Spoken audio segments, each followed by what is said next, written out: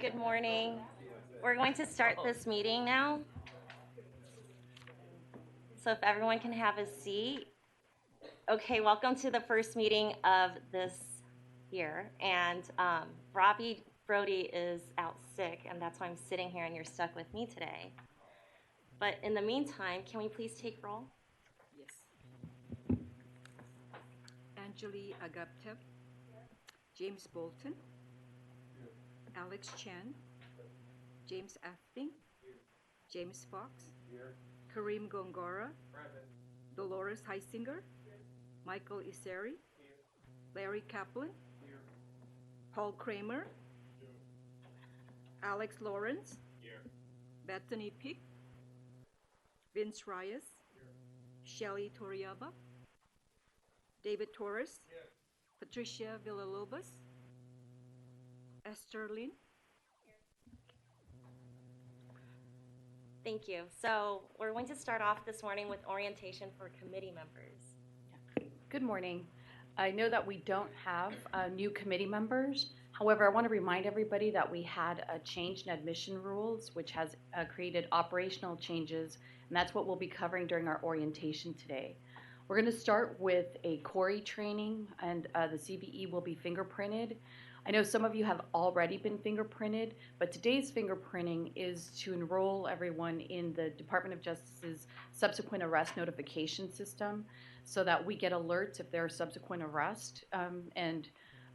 As committee members come off the committee, we will also ensure that we inform the DOJ that we're no longer interested in your fingerprint. So this is just enrollment while you are in your tenure as a CBE member. So what we're going to do is Suzanne Grant will be conducting the CORI training. And then individually, if people could go down the hall, we're going to go one by one through these aisles to get fingerprinted in the next room. So we're all going to be on this same floor as we continue throughout the training. So with that, let me have Suzanne Grant start. Yes. Yes. So unfortunately, yes, because this is for your capacity as a CBE member. So agencies are required to have anyone in their agency, employees, officers, volunteers who have access to criminal offender record information to be approved for getting access to that information through a background check. So unfortunately, it's a different channel within the DOJ that gets the information from the channel that gets your information as licensees. And when you're fingerprinted as a licensee of the bar, we're prohibited from using that information for any purpose other than licensing.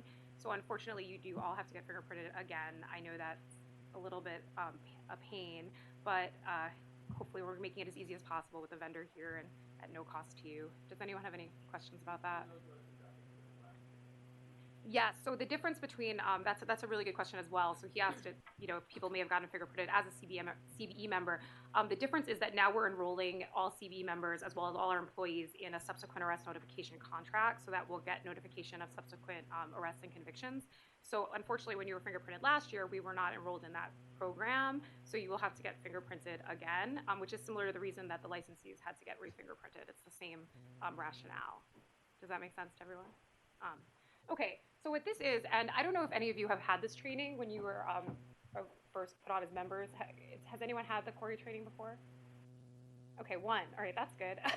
So the CORI training is also a DOJ requirement for any agency that has access to criminal offender record information. So it's part of a statutory requirement for anyone accessing these rap sheets and any information from the DOJ to go through this training. Because you're all here, we're keeping track of that, and we're noting that's been done. This training, and the training is also, what's in the training is also mandated by statute. And the training is for the purposes of understanding confidentiality requirements, the purpose of CORI, the proper use of CORI, and the proper retention and destruction of CORI. Sorry, I hope everyone can hear me. Oh, and by the way, I know I introduced myself, but I work in the Office of General Counsel. I know I've spoken to some of you, so good morning. So what is CORI? CORI contains a summary of criminal history information from both local, state, and criminal justice agencies. Typically, when you think of CORI, it's called a rap sheet, and that has arrest information, booking information, birth dates, names, date of birth, photographs. It consists of both in-state and out-of-state information. Not all of it, not all of it could be public. It could contain things such as information about sealed convictions, convictions that have been expunged, things like that. It has an entire record of all your criminal history. The Department of Justice is the department that oversees the retention of CORI. So essentially, anytime someone is arrested or convicted within the state of California, that information goes into a repository within the DOJ. Agencies have to be specifically authorized by the DOJ to get access to that information about certain individuals. The DOJ regulations provide that individuals with prior felony convictions cannot have access to CORI, and that's why we're doing this fingerprinting, to make sure that no one, such as employees, officers of the State Bar, are prohibited from accessing that information. Individuals with misdemeanor convictions, arrests, or fugitive warrants, they can be cleared by the DOJ, but the State Bar has discretion to decide whether that person can be approved for accessing CORI or not. So what do we need to do? So there's a couple different steps. We need to make sure that you're all fingerprinted, which is what we're doing today, that you're properly cleared by the DOJ. Those are the regulations that explain that. And that you're also going to be subject to FBI clearance for those accessing out-of-state information, which includes everyone here, because when applicants are fingerprinted, we get both in-state and out-of-state conviction and arrest information. You have to sign the appropriate form, and you have to complete this training. So the forms are going to be next door. There's 2 forms. I have copies of them here, but they're all going to be with the vendor. One is a live scan form, similar to, I think most of you were very familiar with that when you were fingerprinted as a licensee if you're an attorney. It's all pre-filled out. The State Bar's codes are on them. All the payment codes are there. And the second form is a form that you might not be as familiar with, that, right, that just you're affirming that you understand the requirements, essentially what we're going to go over in the training, that you're going to understand that you cannot provide the unauthorized use of CORI and the penalties for the unauthorized use of CORI, and you have to sign it, and we're going to keep those, and those are going to be stored in the Department of Human Resources. So this is what I was seeing before. Oh, thank you so much. I hope you can hear me. Is this on? I hope you can hear me a little better. Better? Okay. So the State Bar has entered into this SAN. This will notify the State Bar of subsequent arrests and convictions, although we will get arrests, a little bit similar to how we get arrests about licensees. Arrests do not prohibit you from accessing CORI. We will essentially ignore the arrest. It's really the convictions we're concerned about. So this will allow us to be notified if anyone has a subsequent felony conviction that would prevent them from accessing CORI or certain misdemeanors. At the end of your tenure, the State Bar will notify the DOJ immediately that we don't need that subsequent arrest notification service anymore, as Amy was saying. So this is how we're authorized to receive CORI. That's by BNP Code 6054, which states that all licensees or applicants for admission to the State Bar have to be fingerprinted, and it allows us to get that information and use that for licensing and regulatory purposes. And we have also applied and gotten approval from the DOJ to get access to CORI, and that's why it's so important that we comply with all these requirements. So the DOJ finds that we're not complying with it, they could revoke our access to CORI. So this is our policy. This is essentially getting a background check, record clearance, complete this training. Oh, I'm sorry. I hope everyone can hear me. I will speak closer. So this training is going to focus on 1, dissemination of CORI, 2, storage of CORI, and 3, retention and destruction of CORI. So this is pretty self-explanatory. CORI is very confidential, including the fact that no CORI exists. So essentially, when you get that information about an applicant, it cannot be disclosed out to anyone outside of the State Bar, or essentially people within the State Bar that have been approved for CORI access. DOJ regulations strictly prohibit the dissemination of CORI, unauthorized dissemination, with very limited exceptions. None of this hopefully will apply to you as an individual. The State Bar can disclose certain statistical information, provided the identity is not disclosed. We can disclose CORI to assist another agency in the apprehension of a person in connection with a crime. Or we can disclose CORI in connection with judicial or administrative proceedings. You may have had some experience with that in connection with moral character and disclosing that in connection with moral character proceedings. So this is also important. The State Bar has to provide an individual licensee. I should have also put applicant as well there, if the information is used as a basis for an adverse licensing or certification decision. So that means if you're using that CORI information to deny someone a license, that applicant is entitled to a copy of their rap sheet. So this is about storage of CORI.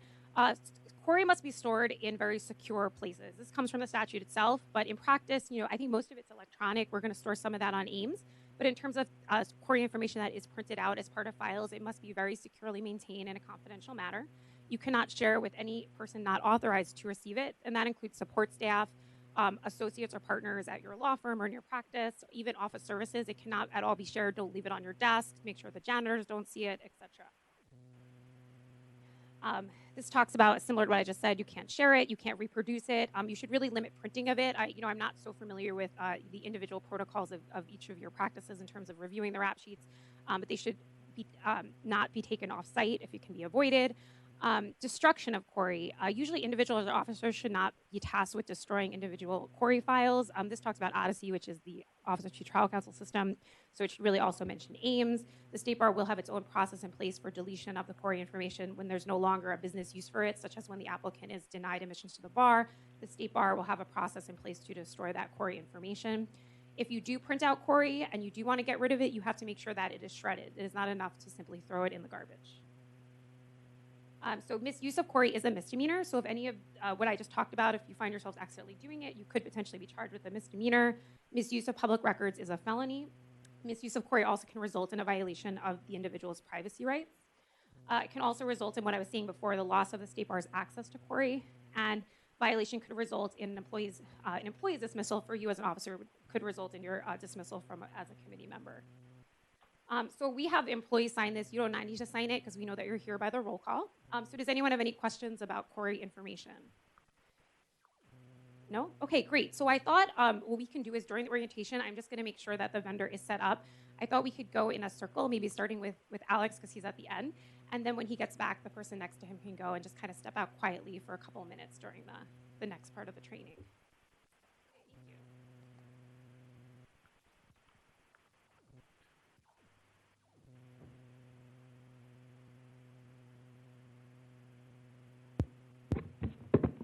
Wonderful.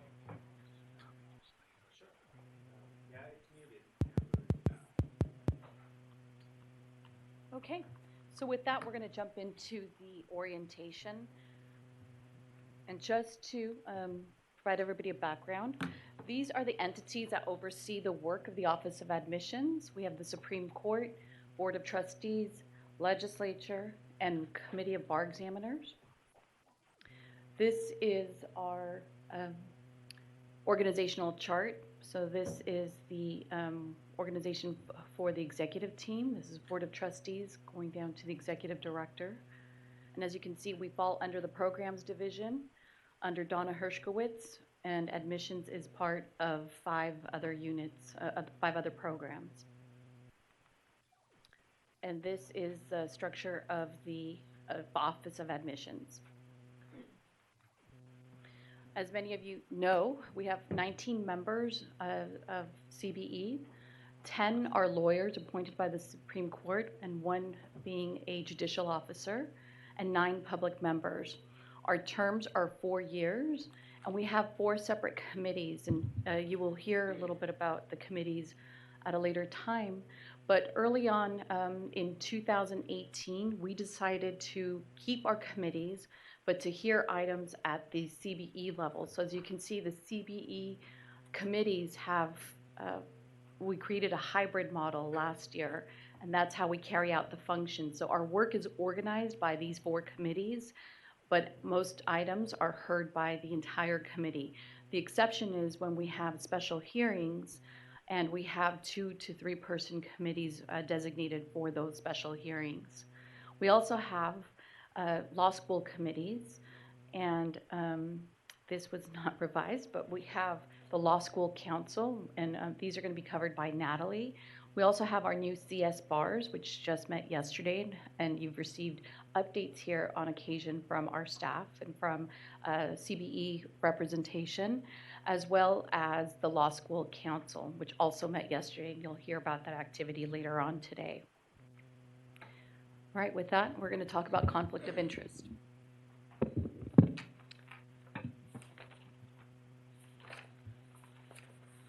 Good morning. I'm Caroline Holmes from the Office of General Counsel, and this should be just a refresher for most of you, but we thought it would be a good idea to do a brief training on conflict of interest, just so everyone keeps these rules in mind during this term. So Conflicts of interest. Committee members are subject to various conflict of interest statutes and policies, and I've listed them here. Violations of the policies can result in serious penalties, including personal fines, removal from the committee, disqualification, and criminal sanctions.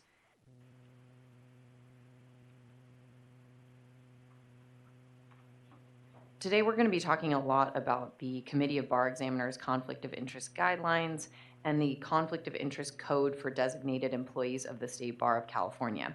The guidelines are adopted by the CBE, and they set forth the procedures for determining if recusal is necessary. And the Conflict of Interest Code for designated employees is adopted annually by the Board of Trustees, and the Board of Trustees has decided that CBE is one of the sub-entity members that's covered by that code. So how do you identify a potential conflict? CBE members should immediately disclose the following suspected conflicts to Amy: significant family, professional, business, social, political, or other relationship, adversarial, or allied, direct or indirect, with an applicant or petitioner, and that's an applicant to the bar exam, or a petitioner in any type of matter in front of the CBE, and any type of current or past relationship with a law school or bar review course other than as a graduate. So if you think that you may have a conflict that fits into one of those two buckets, you should, you're required to immediately disclose the interest to Amy, withdraw from any participation in the matter, and refrain from attempting to influence another member, and refrain from voting. It's sufficient for purposes of this section that the member indicate only that he or she has a disqualifying interest. You won't have to detail that. I would encourage you, if you suspect that you have a conflict, make sure that you consult with Amy about it, so that we can, determine whether or not a conflict actually exists, because sometimes, there appears to be a conflict and there isn't one. But of course, we want you to err on the side of caution in disclosing potential conflicts. But not every, suspected conflict will be a conflict under these rules. But if after consulting with Amy, you find that, there is a relationship that could influence your decision making, or even create the appearance of an influence over your decision making, you should recuse yourself from the following activities: the processing of an application or petition. So you would leave the room if that issue is being addressed, and you would refrain from attempting to influence any of your fellow committee members, and you would refrain from voting. And if an applicant taking an examination administered by the committee, let's see.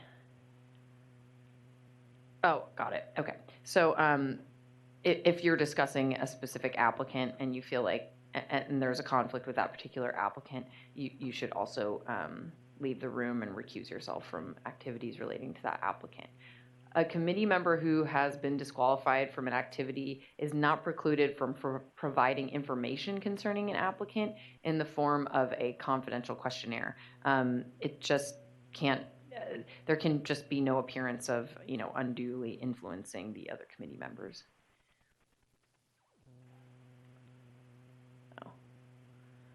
Okay. There's also a prohibition on certain contact with law schools. So while serving on the committee, a member must refrain from personal contact with a law school regulated by the committee, and that includes accepting meals that are paid for by the school. There is an exception for meals scheduled in connection with a regular visitation to the school, a notice meeting of a group of law school representatives, or when making a presentation to the school on the committee's activities. The prohibition on representation changes depending on what stage you're in of your membership. So during your term in office, you're not to represent a party in a matter which involves the regulatory jurisdiction of the state bar, and in which the party's interests are adverse or otherwise conflict with the state bar's regulatory interests.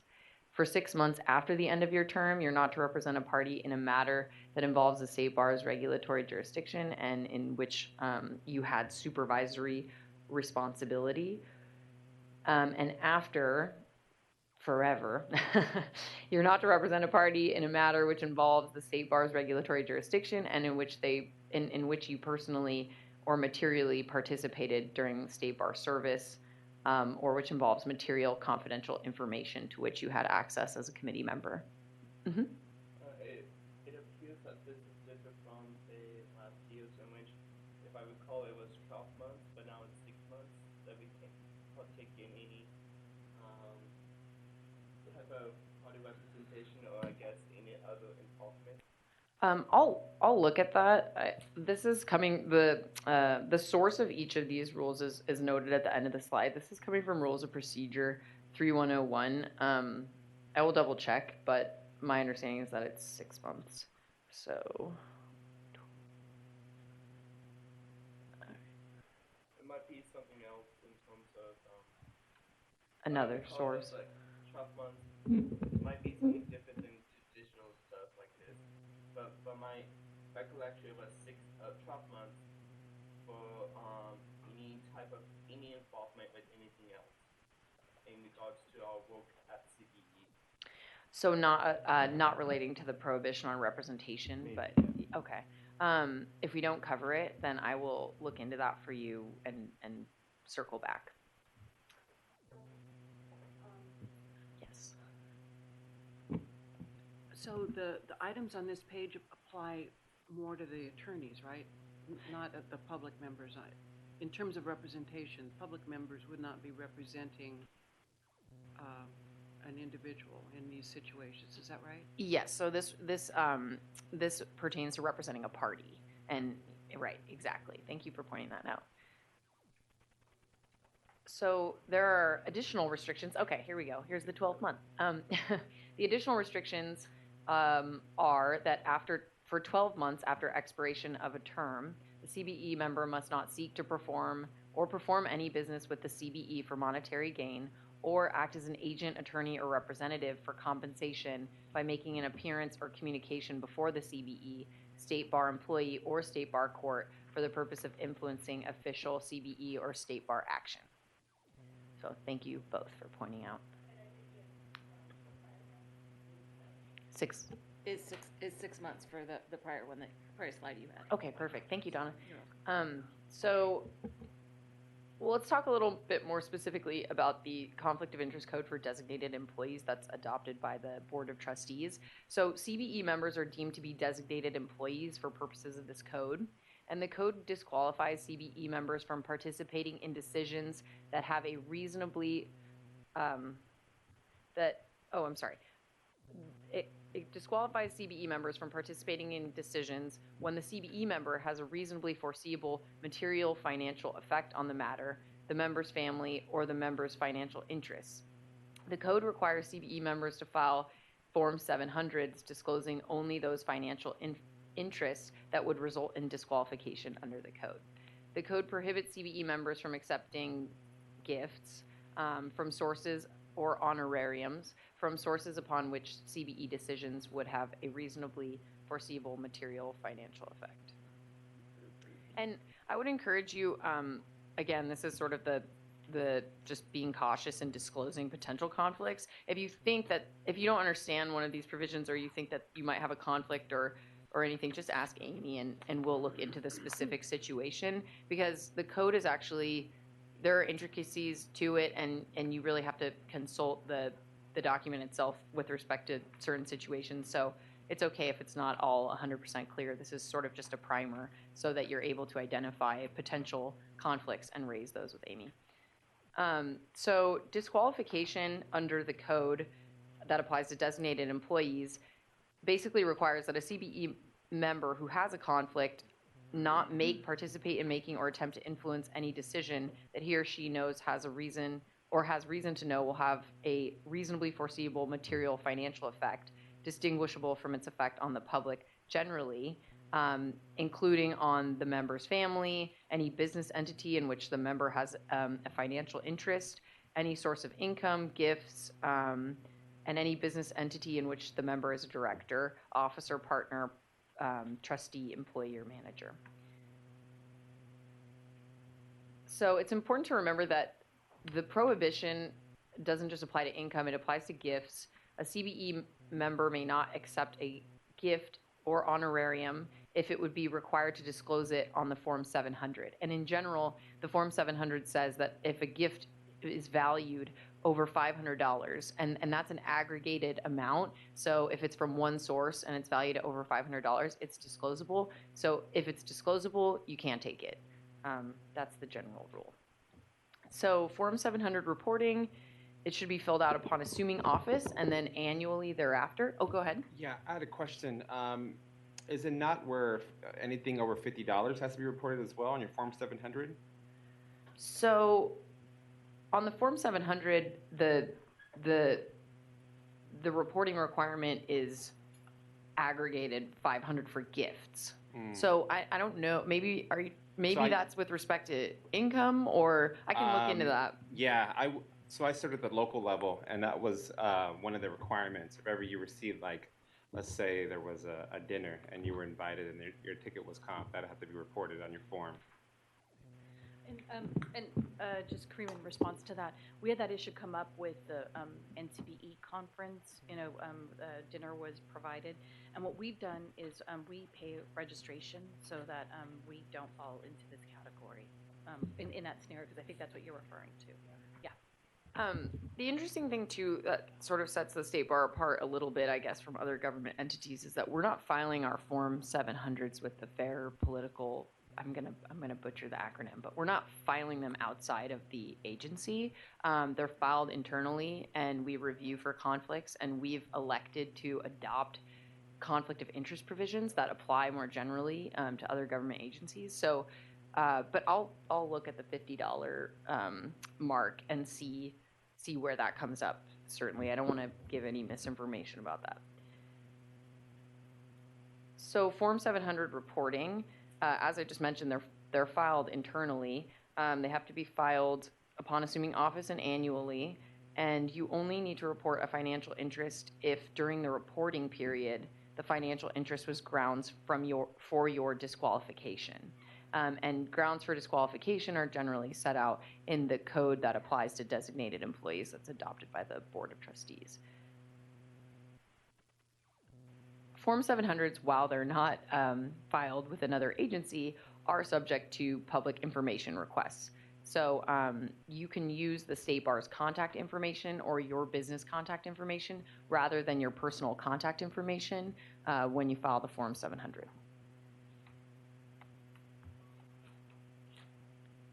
Contracts. So this is just our last slide and generally something to keep in mind. Covered individuals shall not be financially interested in any contract made by them in their official capacity or by any body or board of which they are members. This is very important because one conflict can disqualify the entire board from a certain matter. So, okay. I'm also doing the next part. Do you want to say anything before we move on? Okay. So this is also a refresher on the legal authorities that govern the Committee of Bar Examiners. I know you all are all pretty readily familiar with all these legal authorities, so I won't take too long to go over them. But there's generally three sources of authority: the Supreme Court, the legislature, and the State Bar. So the Supreme Court of California has the inherent power to admit persons to the practice of law. And the State Bar serves as the administrative arm of the court for admissions matters and acts under the authority at the direction of the court. The CBE acts under authority delegated to it by the Board of Trustees and is authorized to administer the requirements for admission, examine applicants for admission, and certify to the court for admission applicants who fulfill the admission requirements. And I've got some legal sources at the bottom here if you want some light reading for the weekend. But generally, there are major cases that the State Bar has argued, and then also the Rule of Court and Business and Professions Code. So the Supreme Court appoints 10 members to the CBE, each for a 4-year term. At least one must be a judicial officer. The rest are licensed California attorneys. And at least one of the attorneys shall have been admitted to the practice of law within 3 years of their appointment. The court may reappoint a member to serve no more than 3 additional full terms and is empowered to fill any vacancy during the term of any member. The court must make its appointments from a list of candidates nominated by the Board of Trustees pursuant to a procedure that's approved by the court. All state bar rules adopted by the State Bar Committee of Bar Examiners must be approved by the Board of Trustees and then submitted to the Supreme Court for review and approval. The legislature also has a role to play in the authorities governing the CBE. The Supreme Court, while it has plenary authority over the admission of attorneys to practice, has allowed a reasonable degree of regulation of the legal profession by the legislature. And the legislature created the State Bar Act in 1927. The State Bar Act allows the Board of Trustees to establish the Committee of Bar Examiners. So 2 key provisions in the State Bar Act require that the CBE have 9 public members in addition to the 10 members appointed by the court, and they are not to have ever been licensees for the State Bar or admitted to practice before any court in the United States, and they also serve a 4-year term. 3 are appointed by the Senate Rules Committee, 3 by the Speaker of the Assembly, and 3 by the Governor. The public members have the same rights, powers, and privileges as any attorney member, except that they cannot participate in the drafting of exam questions that are submitted to applicants for the California bar exam.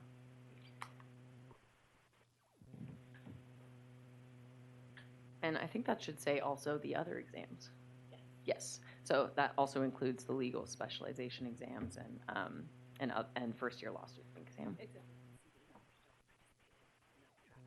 Right, right. So they don't participate in the drafting of these questions. Theoretically, they could, but they don't. So, but the public members would be precluded from participating in that. So the State Bar is governed by the Board of Trustees, which is charged with the executive function of the State Bar and the enforcement of the Act.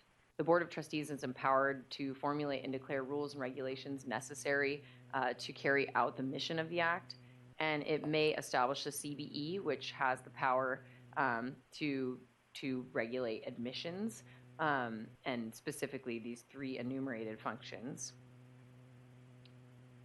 Subject to the approval of the Board of Trustees, the CBE is empowered to adopt reasonable rules and regulations as may be necessary or advisable for the purpose of affecting the qualifications for admissions.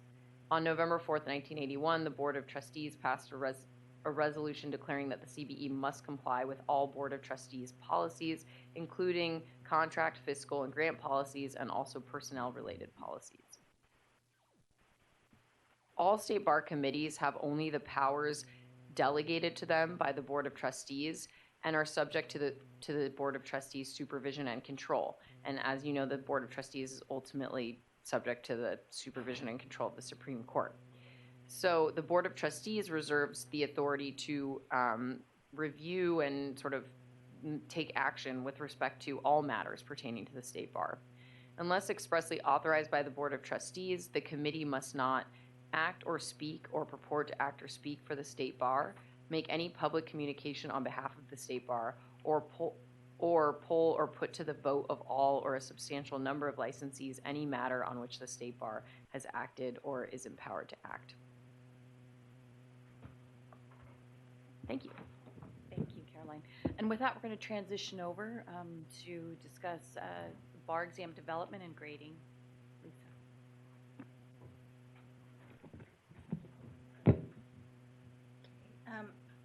Do I have control of the? I do. Okay, thank you. No, that's.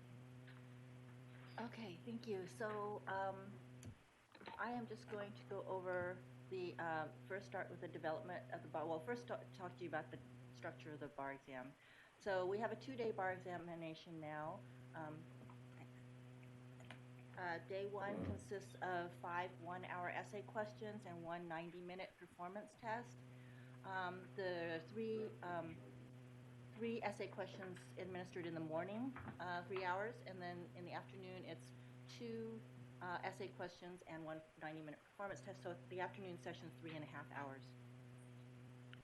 On day 2 is the MBE day, and it's 200 multiple choice item test. 100 questions are administered in the morning, 3 hours, and the second 100 questions are administered in the afternoon 3-hour session.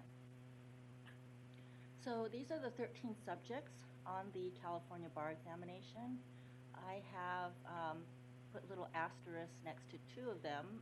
One is civil procedure and the other is evidence, because on those 2 particular ones, the committee has decided that in addition to the federal rules of civil procedure and the federal rules of evidence, that the applicants need to know the California Code of Civil Procedure and the California Code of Evidence. And then there's a little pound sign next to the professional responsibility subject, and that's to indicate that the applicants need to know the ABA and the California rules, because we test on both of those. So the development of the bar examination questions and the performance test follow the same kind of trajectory, and that is that it starts with the drafting. For the essay questions, we solicit questions from professors and other qualified drafters throughout the United States. And for performance test drafting, we have a dedicated team, performance test drafting team, who is made up of practitioners and clinical professors. Next, after the questions are drafted, they're edited in the first instance, and then after they're edited in the first instance, they are pre-tested. And what we mean by pre-testing is that for the essay questions, there are submitted to, each of the essay questions is submitted to 2 pre-testers, and those pre-testers are made up of our experienced bar exam graders. And the performance test pre-testing is slightly different. They are not done in the graders' homes, but rather the graders come to our San Francisco office and participate in a test condition situation. And then after that, they basically do a debrief where we find out from them, was it too long, too short, any issues with ambiguities, anything like that. And that's the purpose of the pre-testing, is to try to ferret out any issues. Ooh, I'm sorry.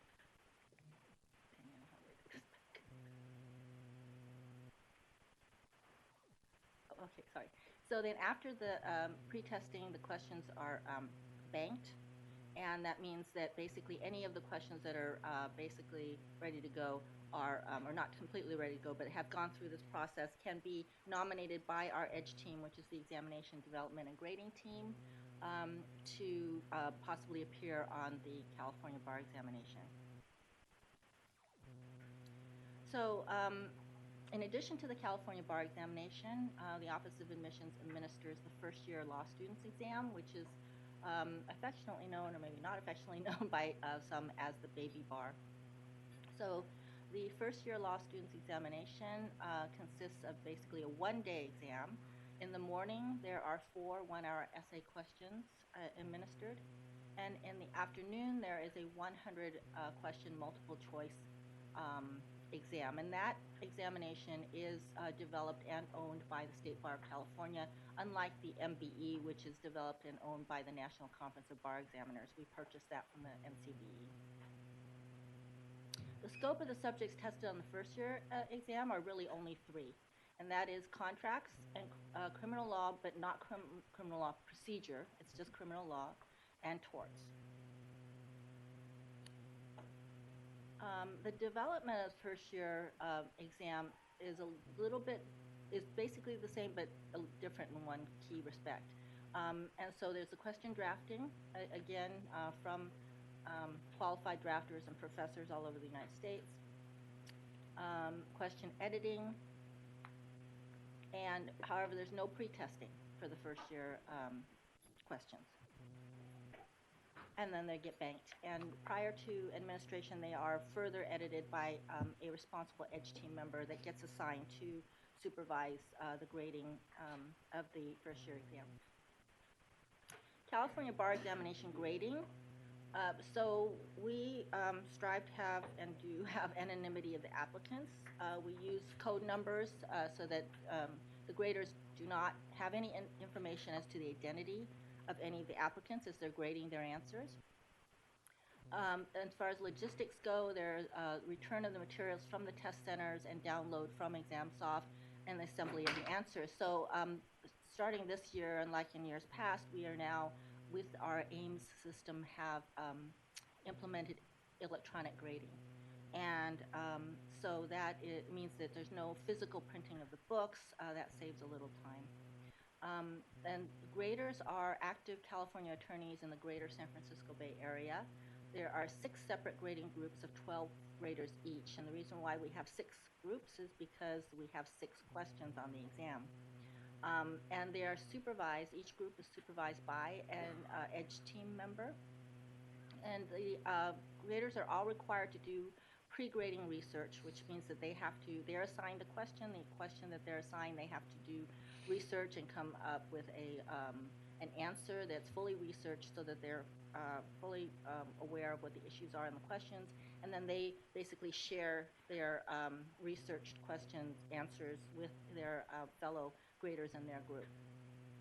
And then we have 3 calibration meetings. At the second calibration, that's the one that the Committee of Bar Examiners members are invited to attend. And we also invite a rotating group of law school deans to the second calibration meeting in order to observe. They do not participate in the grading, but they are there to be able to observe the process. We have 3 phases of grading of the California Bar Examination. First read, second read, and resolution. So basically the passing score for the California Bar Examination is 1440. And that's 1440 scaled points. Scaling is kind of a complex thing, and it's not exactly like a curve, but it's a psychometric or statistical method by which we scale the exam. So in order to pass in first read, you have to have 1440. But however, you score between 1390 and under 1440, you go to second read. And what happens in second read is that a completely new group of graders reads all of your questions again, all of your answers. And then if you score, and then those 2 scores are averaged, and then you're put into the formula again. And if the applicant scores 1440 or higher, they pass. If they score lower than 1440, they fail, unless any one of their 6 questions has more than 10 raw points between the first and second reads. We grade on 5-point increments, so essentially that means that if you have 15 points or more, a discrepancy between your first read and second read grades, then you go to resolution. And resolution means that that answer is read by the supervising EDGE team member, and that EDGE team member decides basically what is the right score for that answer. And then, yeah, sure. You said 15 plus, but 10 plus would apply. I'm sorry, 10 plus, yeah. So 10 or more. 10 or more, which essentially means 15 because we grade in 5-point increments. 10 or more means 10 or 15 or 20. Right. So maybe the slide is wrong then, it should say 15 plus? Well, Yeah. yeah. Yeah, so then you go to resolution, and the EDGE team member would decide what the right score is, and then that would be plugged back into the formula again. 1440 passes, under 1440 fails. Let me ask a question, just out of curiosity.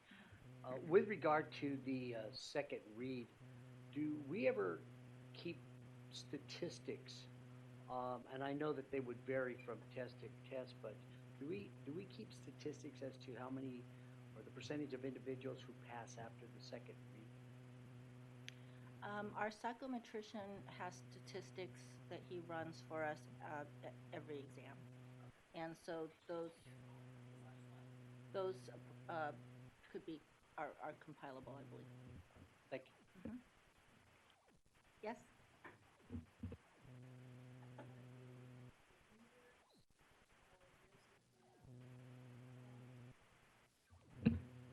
Are the readers for this exam pulled from the same group that you have to read the other exam, the regular exam? Or is this a separate set of readers? For the bar exam? Yeah. For this one? When you say this one? Okay, the second read is a different set of graders that are completely different from the set of graders that read your answers the first read. No, but I think what Dolores is asking, so there are roughly 12 graders for each question. And so if grader A was the one who graded your question number 1, grader B will grade it now. So the graders have graded all the other exams, but they haven't seen your exam. So it's not a brand new set of graders who haven't been doing all of the grading and looked at the other 9,000 exams. It's the same it's the same group of graders that read one question. We don't have the graders from group number 1 read question number 2. So, yeah, so if the first grader that read your exam will not be the same grader that read the second exam. However, they're all in the same grader group that is assigned to question number 1, for example. Okay. And how about the readers of the first year exam? Are they the same people that read the 3-year exam? Yeah, so it's they're from the same group of graders, correct? But a smaller group, right? A smaller group. So basically, for the first year, there's only 3 graders for each question, so 12 graders altogether. 4 questions, 3 graders each. Whereas for the bar exam, it's 12 graders for each question. So why it takes so long to grade the California bar exam? We have, unlike other states, generally I think probably New York is the only other state that has comparable numbers to us. We have approximately 9,500 applicants in July and approximately 5,500 or so in February. There's a high volume, as a consequence, there's a high volume of answer files to download and to assemble. And for example, so 6 answers times 9,500, you have 57,000 in July, 33,000 in February. In order to ensure calibration of the graders, because it's more difficult to calibrate a larger group of people, we do limit the number of graders to 12 per grading group. In addition, we have 3 phases of grading. A lot of states or a lot of other jurisdictions do not have that many phases of grading. So the performance test, this one is a duplicate slide, so I'll skip this one.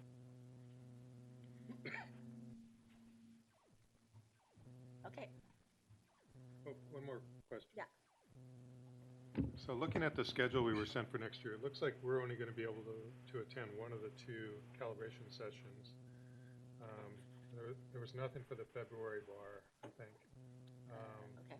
And is that simply because the meeting schedules aren't lining up with the new way, the more streamlined way you're hoping to be able to grade the applications, the tests rather?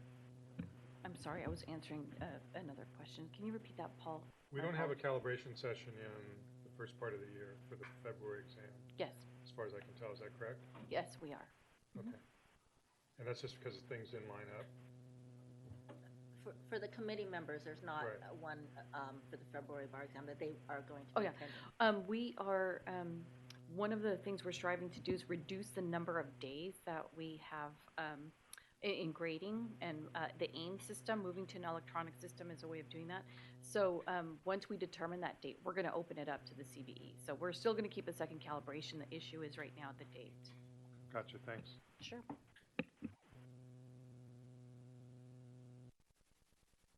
So you're done with your portion. All right. So before we move to the next slides, which again are going to be Caroline on testing accommodations, one quick reminder, anybody who's going to get fingerprinted in the next room, can you bring your ID? I think it's something we forgot to announce earlier. So when you bring your forms over, please bring your picture ID. Thank you. Okay, it's me again. So I'm just going to go over some of the most important legal authorities that govern testing accommodations, which is, one of the very important functions of the CBE is to consider applicants' petitions for testing accommodations and render decisions on those petitions. So the State Bar is governed by Title II of the ADA, which protects qualified individuals with disabilities from discrimination on the basis of disability in services, programs, and activities provided by state and local government entities. Title II extends the prohibition on discrimination established by the Rehabilitation Act to all activities of state and local government, regardless of the receipt of federal funding.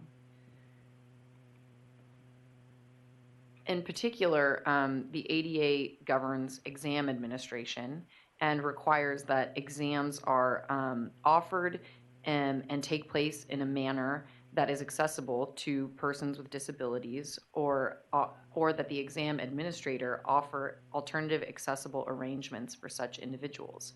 The term person, as is defined by Title II of the ADA, includes the state bar and local government entities like the State Bar, and extends to the Board of Trustees and the CBE. What constitutes a disability under Title II of the ADA?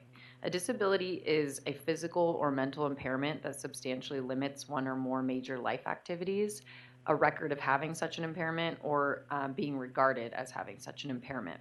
And the term is interpreted broadly in favor of broad coverage of individuals. Substantially limits is also a term of art under the ADA. It's to be construed broadly in favor of expansive coverage, and the determination of whether an impairment substantially limits a major life activity is made without regard to the ameliorative effects of mitigating measures such as medication or hearing aids. The term major life activity in this context includes self-care, performing manual tasks, seeing, hearing, eating, sleeping, walking, standing, lifting, bending, speaking, breathing, learning, reading, concentrating, thinking, communicating, and working. And it also includes major bodily functions and body systems, like the functions of your immune system, normal cell growth, digestive, neurological, respiratory, circulatory, everything. So also, very broad. So the Title II regulations provide some insight into the standard that should be applied in considering testing accommodations. And essentially the regulations say that the examination has to be administered so as to best ensure that when the examination is administered to an individual with a disability, the examination results accurately reflect the individual's aptitude or achievement level, or whatever other factor the examination purports to measure, rather than reflecting the individual's impaired sensory, manual, or speaking skills.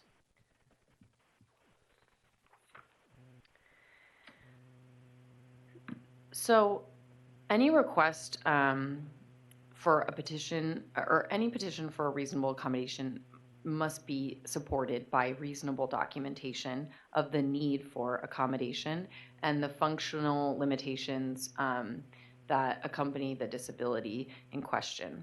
And when considering requests for accommodation, the entity is supposed to give considerable weight to documentation of past accommodations in similar testing situations. For our purposes, that includes other standardized exams of similar difficulty given in similar contexts. The entity is required to respond in a timely manner to requests for accommodations to ensure the equal opportunity for individuals with disabilities. The regulations also set forth the required form of an accommodation. It's not an exhaustive list of examples, but some types of accommodations that an exam administrator is expected to make are changes in the length of time permitted for the completion of the exam, the adaptation of the manner in which the exam is given, and or appropriate auxiliary aids. Unless providing any of the above-mentioned modifications would fundamentally... The system has detected that a minimum number of lines are connected to this conference. Do you want to continue your meeting? Press 1 to confirm. If there is no response, the conference will end. That's a first. Yeah. All right, I'm going to continue.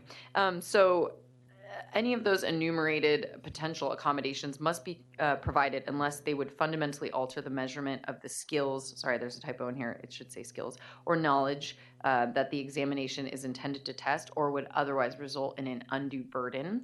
The undue burden standard is generally hard to meet, in particular for a government agency that has, substantial resources in providing accommodations, although it's not, it's something that, needs to be looked at for each individual accommodation.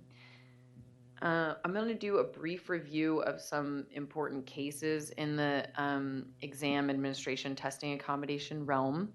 In Enyart versus NCBE, which is a Ninth Circuit case, an applicant with blindness was granted preliminary injunction to use JAWS, which is screen reader software, and Zoom text on the MBE portion of the bar exam. The NCBE argued that the ADA only requires them to provide reasonable accommodations and that they're offered accommodations of a live reader, which is a human reader, an audio CD of the test questions, Braille version of the test, and or CCTV, sorry, that should say CCTV, with a hard copy version in large font were reasonable. The Ninth Circuit deferred instead to the DOJ's interpretation of the ADA and held that the best ensure standard means that the test entities administer the exam so as to best ensure the exam results accurately reflect aptitude rather than disabilities, and because the accommodations offered by NCBE did not permit the applicant to take the exam without severe discomfort and disadvantage, the applicant had demonstrated that the test was not accessible to her and that the accommodations offered were not reasonable. This is an important quote from Enyart. Assistive technology is not frozen in time, and as technology advances, testing accommodations should advance as well. JAWS screen reader software is an example of a sort of development in the available auxiliary aids, and Enyart addresses that development specifically, but there are others that we should be mindful of as well. In Elder versus NCBE, an applicant with blindness who passed the Maryland bar exam with a live reader, which is a human reader, filed for an injunction for the use of JAWS on the California bar exam, citing to the Enyart case. The United States District Court held that JAWS would best ensure that Elder's performance on the California bar exam would accurately reflect his abilities rather than visual impairment. So the next couple slides address the consent decree that was entered into between DFEH and LSAC. It's important to remember the consent decree isn't binding on the state bar, but it does provide some useful guidance as far as what the DFEH thinks is reasonable and how they're interpreting the DOJ's regulations of Title II to determine whether or not an entity has discharged its legal obligations. Let's see. Okay, so in 2012, DFEH and LSAC, or DFEH sued LSAC alleging that, you all know this, but LSAC is the entity that administers the LSAT, which is required for admission to many law schools. So DFEH sued LSAC and alleged that LSAC's process for considering testing accommodation requests violated the ADA because it imposed onerous documentation requirements on applicants, denied requests for reasonable accommodations unreasonably, and provided different and less desirable score reports to test takers who received additional test time. The DOJ intervened in the lawsuit and it expanded the case into a national class action. In 2014, LSAC entered into a consent decree requiring it to pay $8.73 million and to adopt reforms to end its practice of flagging LSAT scores for test takers who received extended time, to streamline its review of accommodation requests by automatically granting accommodations that were previously received for a standardized exam, and to implement additional best practices as recommended by a panel of experts.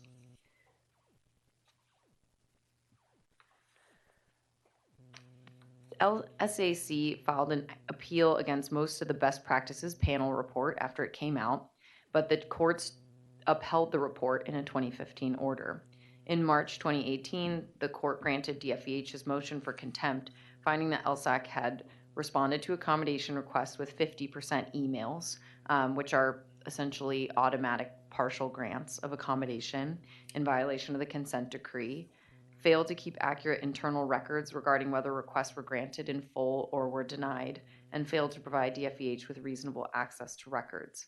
The order expanded the nationwide settlement, which was set to expire in 2019, to 2020. So back to the case law.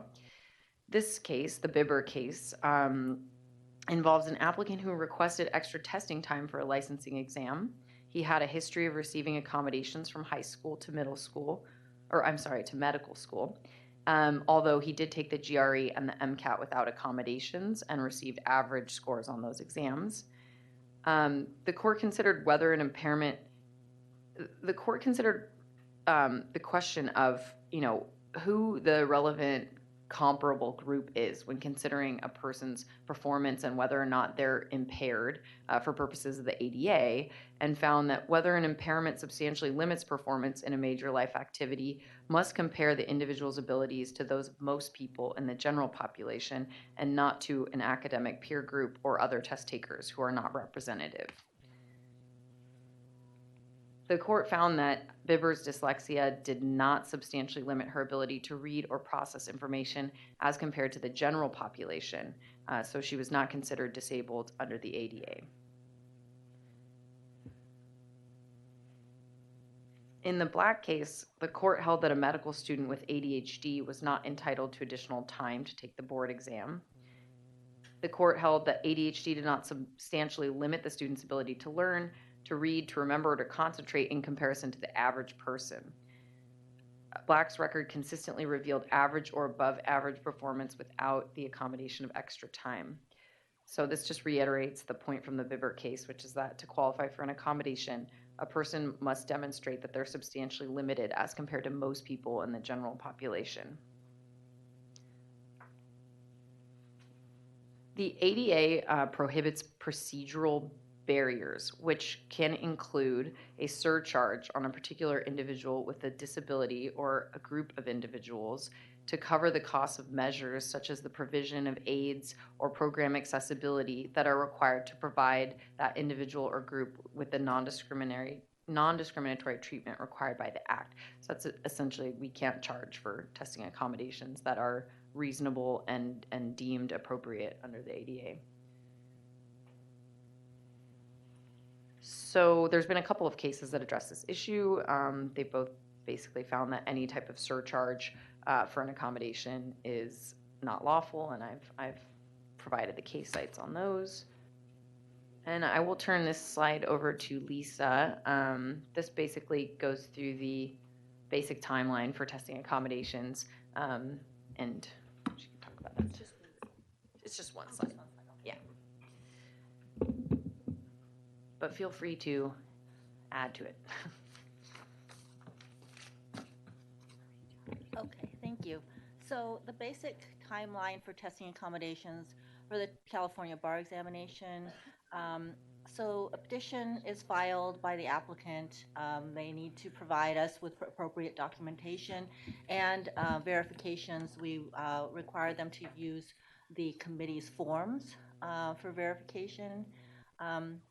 A decision is made during the processing, and the decision can be made to either grant all of the applicant's requests and in their entirety, to deny all of the requests in their entirety, or to do a modified or partial grant, which is to grant some but not all of the accommodations that are requested. The applicant does have the ability to appeal to the adverse decision, and usually, of course, that's going to be a denial or a partial grant. And the first level would be that the staff would review the appeal and make a determination as to whether or not to grant the appeal, to deny it, or to give a modified grant. If that applicant is still unhappy with that decision on appeal with staff, they have the option to appeal to the Committee of Bar Examiners. So that's when you will see these appeals, and there are some on the agenda today. So again, to reiterate what Caroline was talking about, there's some examples of accommodations that are maybe granted by the state bar are extra time, a private or semi-private room, permission to dictate to a typist or a voice recorder, special versions of the examination questions such as Braille, which we rarely get these days because of applicants are using the more modern technology like JAWS or other screen reading software. Large print, we do have those requests quite often, or an audio recording to use with the screen reader or speech recognition software such as Dragon. Thank you, Lisa. Next, we're going to hear from Tammy Campbell on operations and management.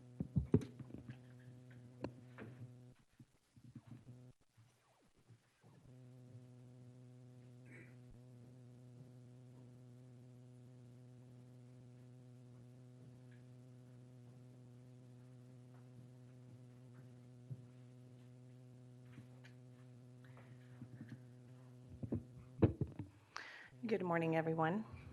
So for operations and management, we basically are overseeing the eligibility, special admissions, and the exam administration for the first year and the California bar exam. Under eligibility, we process all of the registration applications, all the exam applications, as well as law office study applications. We also oversee the special admissions, which consist of foreign legal consultants, registered in-house counsel, registered legal aid attorney, military spouse attorneys, pro hoc vice, practical training of law students, and out-of-state attorney arbitration counsel. In order to qualify to sit for the bar exam, there is specific legal education that they need to have. That is a JD degree from an ABA approved or California accredited law school, 4 years of law study from a recognized unaccredited law school, law office study, or distant learning program. Foreign educated students who possess a first degree in law may also sit for the bar exam. And if you're already an attorney admitted in any other state or country and you've provided us with proper documentation to confirm that you are admitted to the highest court in that jurisdiction. Under the examination administration aspects, we are overseeing the processing of all fees that we collect from our applicants. We are securing contracts for all of the test facilities. We are ordering all of the exams, including the multi-state bar exam, which is referred to as the MBE, from the National Conference of Bar Examiners. We do all the preparation of all of the exam materials and supplies that go out to each test center. We are coordinating all of the events set up at each test center, from audiovisual to water in the lobby to tables and chairs. We are conducting all of the shipment of all of the exams and supplies that need to be at each test center. And we are also overseeing proctor training, and we do in the LA office have a mail room in admissions that is specifically just to us because of all the mail that we receive here in LA for all the payments. So this here shows where each of our locations are usually for any of our examinations.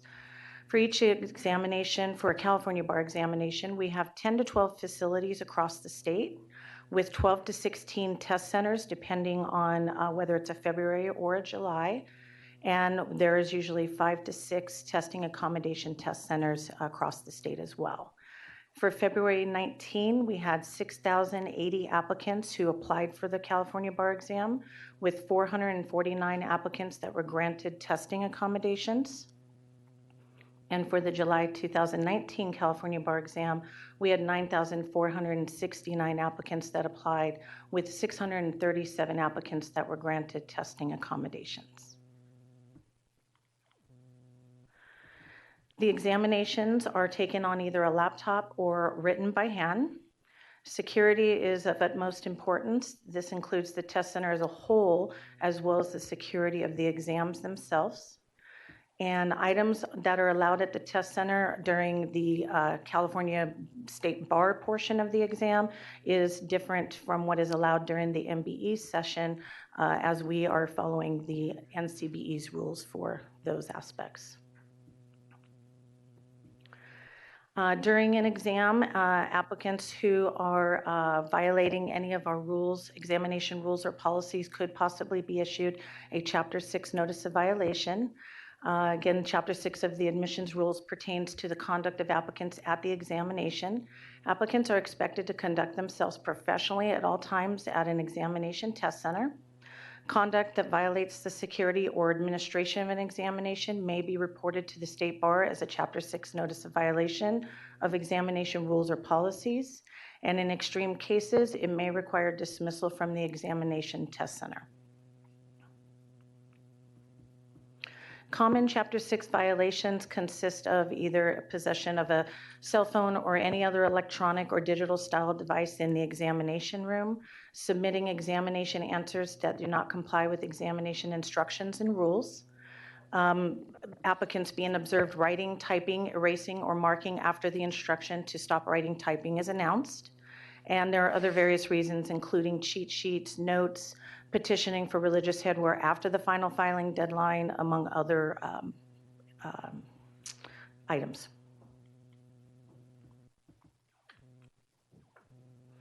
So for Chapter 6 that are issued, there is an appeals process for applicants.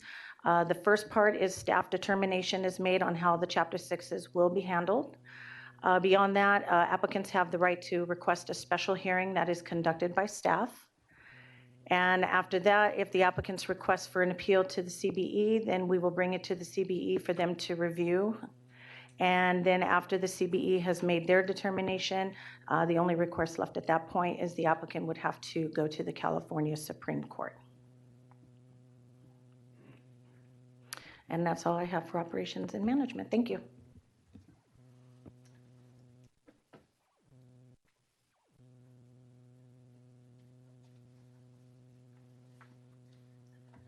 Good morning, everyone. My name is Tara Clark. I'm the program manager for Moral Character, and we'll just go over the Moral Character determinations process. Sorry. Okay. So here's an overview of the department itself. So the Moral Character unit, it's comprised of 2 units. We have our pre-processing folks in the Los Angeles office. They're the ones who do the initial review of the applications itself. And if a file can't be cleared in pre-processing, we'll get into this a little bit more in a moment, it does come up to one of our investigators in San Francisco. With the rule revisions, we did hire our staff attorney, David Lane, last year, and he's going to be participating in the informal conferences. And then, of course, we are overseen by the Committee of Bar Examiners.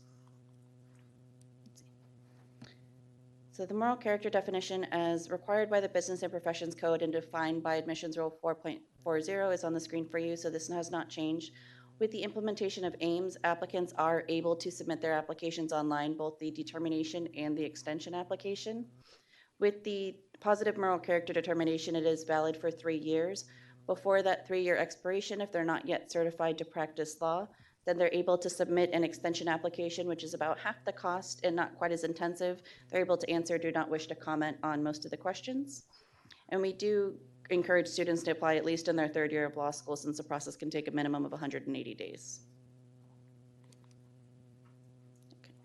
And so the moral character application, although it is now all on AIMS, it has not changed, so it's going to ask for the same information.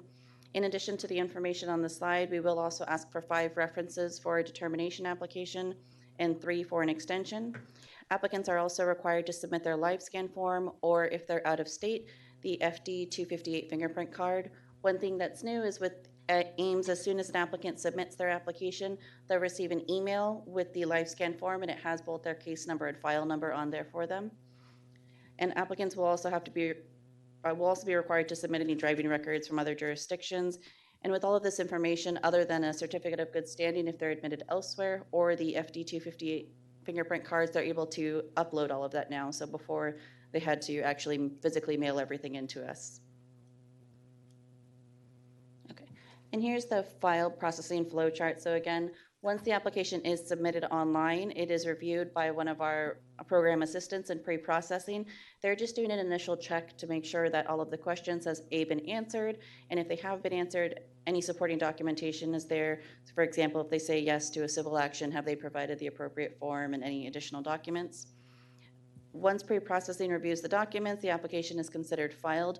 From that point, once the minimum documentation received, so we wait to get fingerprints back, law school declarations for law students, certificate of standing for attorneys admitted elsewhere, or references back.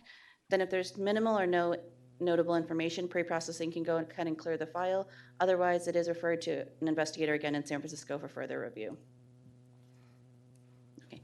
So from here, approximately 40 of the cases are cleared in pre-processing. The others do again come up to an investigator. At the investigator level, they're able to clear, and I'll show you examples in a moment, but the lower level files, level 1 and 2, if it's something that needs further review, it may come up to a supervisor, myself, or then if staff is unable to clear it with just the information in front of it, we will host an informal conference. So again, with the rules revision previously, the informal conferences were conducted by the Committee of Bar Examiners, now it will be staff. It still consists of 2 to 4 staff members. It'll be David, myself, the program supervisors, or an investigator 2. It'll still be in the Los Angeles office or San Francisco office and scheduled for 45 minutes. Okay. And so these are some examples currently of the levels that we use when processing applications. Since it is essentially a background investigation, we do make note of everything in their history. So although a bankruptcy with no objections or no adverse proceedings is not something that is held against the applicant, we do make note of it. We make note of speeding violations, everything from that up to a level 4, which includes felony convictions, law school honor code violations. And I will discuss a little bit more in a bit about the current initiatives, but we do have our moral character working group that is currently assessing the process. And so this right here will likely change, but this is how we're currently operating. So. And one thing we do commonly see, unfortunately, with a lot of our applicants are substance abuse or substance dependence. This can manifest in a number of ways, from DUI convictions, drunk in public, minor in possession, drunk convictions. We do offer applicants the Lawyer's Assistance Program, so they are able now to self-enroll, or they can be referred to LAP through abeyance by staff or the Committee of Bar Examiners. And we do encourage any applicants, when we're going to speak to the law schools, that they seek help early if they do need it. And so again, this is just the review process. So those level 1, level 2 cases are something that is cleared by the investigators, whereas more serious misconduct does have to be reviewed by a supervisor, myself, or again, an informal conference. So although staff is now handling the informal conferences, the decisions after an informal conference remain the same. So if an applicant can be granted a positive determination, which is again valid for 3 years, the file can be re-referred for further information or further investigation if new information is needed or discovered during the informal. The applicant can be offered abeyance. Examples are again LAP for a specific period of time, anger management, CLEs, ethics school. Staff is also now able to issue a negative determination. It's going to stay the same where standard denial is for 2 years. However, that time could be lengthened or shortened if necessary. What has changed now is that applicants do have another avenue of appeal, essentially. So the committee will serve as the administrative review body. So if an applicant is denied a moral character determination by staff, they're able to then appeal to the CBE. If the CBE does uphold that denial, then the applicant can avail themselves of the state bar court system, so the hearing department, and then the non-prevailing party can appeal to the review department and to the California Supreme Court and so on. So that orange dot there, the committee administrative review, is that extra step now that's been given to applicants with the rules revisions. Okay. So for the current initiatives, again, we have our moral character working group going on right now. We have our 3rd meeting next week. So the end products, as we've been discussing them, will be a revised statement and guidelines. And this should hopefully help make the process more transparent, more clear for applicants, law schools, everyone involved, as well as we're devising a mission statement. We do have a proposed one right now. However, we're still waiting for the working group to start working on it and manipulating it as they see fit. The thing that is new, and it'll be coming up at our next meeting, is the decisional matrix.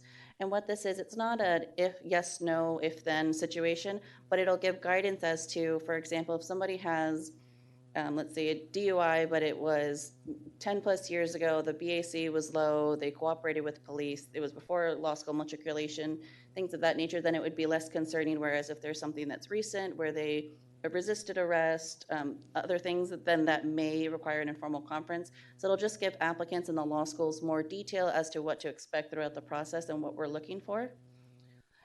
So we do have the sample decisional matrix. It just has one row filled in on each template right now posted on the working group agenda. So we're working to get those other items up and hopefully posted before the next meeting.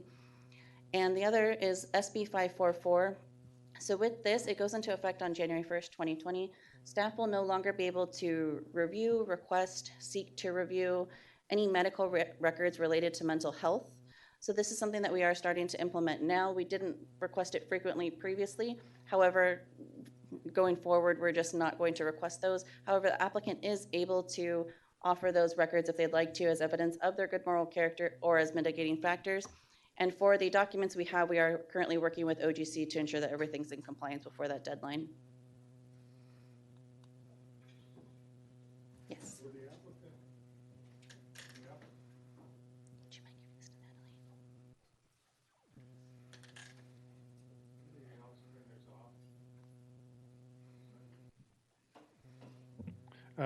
Will the applicants be able to sort of cherry pick documents they might give us and without any opportunity for us then to look further into the record? If it's related to mental health, they can. Okay.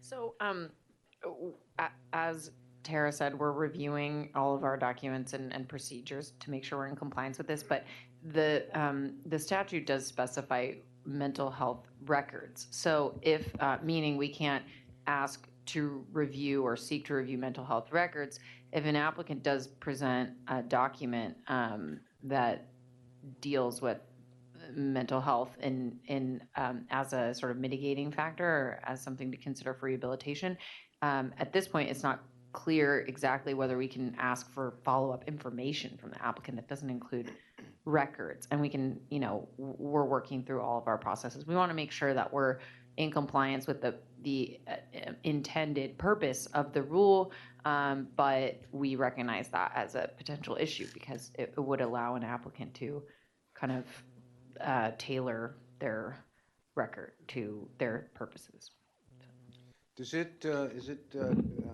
How does it relate to HIPAA?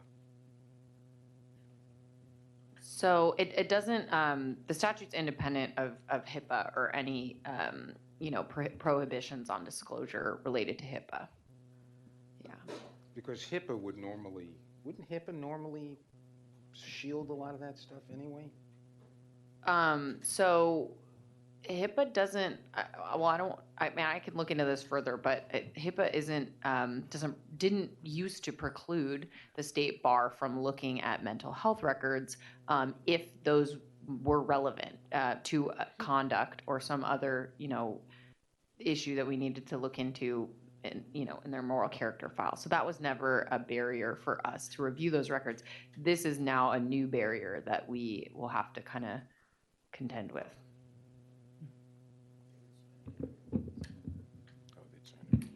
Okay. With that, we'll move on to law school regulation, and Natalie Leonard will be presenting on those initiatives. Okay, thank you, Amy. So California offers more opportunities to gain access to the legal profession than any other state in the country. And as a result, you see a much wider range of opportunities to attend law school or to become an attorney in California. I've posted some other states as a representative example. There are 20 ABA schools in California. ABA approval is the most common standard throughout the United States. But here, California provides 2 additional pathways. Initially for new schools, a registered unaccredited status, and for those schools who wish to take on the additional responsibilities of accreditation, there are 15 schools who have earned accredited status. In addition, there is another pathway to the law office study program that is an administrative option offered through the Office of Admission for those who wish to apprentice in an office of a judge or an attorney.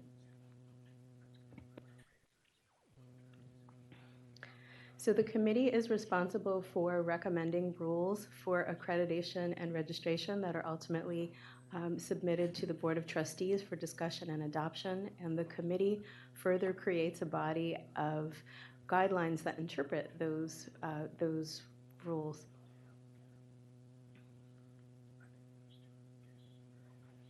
The key requirements for registered and accredited schools are, once they are accredited, a 5-year periodic inspection, annual reports that come each year, the deadline is coming up November 15, and disclosures that are provided not only to students, but also to the public at several points in the process, including a general website disclosure through the California Business and Professions Code on their website, pre-enrollment disclosures that students must receive and sign for, etc. The committee here may also see major changes or waivers related to those as needed. Registered schools, which may be newer but may have been in operation for a long time, have an additional requirement in that their students must pass the first-year law students examination. So you heard Lisa talk about the baby bar first-year law students examination. After their first year of study, they have 3 opportunities to pass the exam in order to get credit for all of their law study that they've had to date. If they do not pass within those 3 administrations, they are able to take the exam as long as they wish, but when they pass, they will receive credit just for their first year of law study. And this is a consumer protection measure for the students, helping them to assess if they are making sufficient progress such that they will ultimately, hopefully, be able to pass the bar exam and become licensed. Accredited schools have a number of additional requirements, most notably a minimum cumulative 5-year bar passage rate, sometimes called the MPR, of 40%. This is a very flexible pass rate. You can compare, for example, the ABA approval requirement. ABA-approved schools must have a 75% pass rate within 2 years of a student's graduation. Here in California, for the accredited schools, they have a 40% pass rate in 5 years, and only those students actually taking the exam are included in the calculation. So California recognizes that there are a range of reasons to pursue JD study, one of which being licensure. We work hard to engage the law school community in the work that we do through a number of programs, and a number of those programs have been enhanced this year. The first is the Law School Assembly, which took place in May of this year. And this time, we brought study designers for all of the major initiatives going on in the area of admissions, as well as the area of access inclusion, and out to the law school, and we invited any administrators that were interested to attend. We had probably our highest attendance of the Law School Assembly ever, and we also got a lot of good feedback from the law schools that could be incorporated while the studies were still going on and could improve the results that the studies achieved. We also learned a number of anecdotal things, such as if you want to get information back from a law student, send them a text. We also have narrowed the focus of the Law School Council to focus specifically on ABA-related issues, and expanded the mission of the Committee on State Bar Accredited and Registered Schools to include not only the accredited schools, but also the registered schools to gain that feedback, and 2 committee choice appointments as well that are made by the chair and vice chair of the Committee of Bar Examiners. Just yesterday, the Law School Council and the Committee on State Bar Accredited and Registered Schools met in the morning to have an update on state bar initiatives, and in the afternoon for CS bars to discuss demographic data proposal collection, as well as an upcoming rules revision project that I'll reference in a minute. And Kareem Gongora, member of that commission on behalf of the CBE, will be giving you a further update. In addition, this year we launched a new e-newsletter that is sent to all California law school deans. The e-newsletter is published quarterly in May, August, November, and February, and I often get questions about why those dates were chosen, but that quarterly schedule allows for 3 of the 4 newsletters to issue shortly after the State Bar issues exam results, so it's a very timely schedule that we hope is helpful for the deans. Deans can suggest topics for the newsletter as well, if they wish. Normally, each year we hold a registrar's meeting as well in the month of October.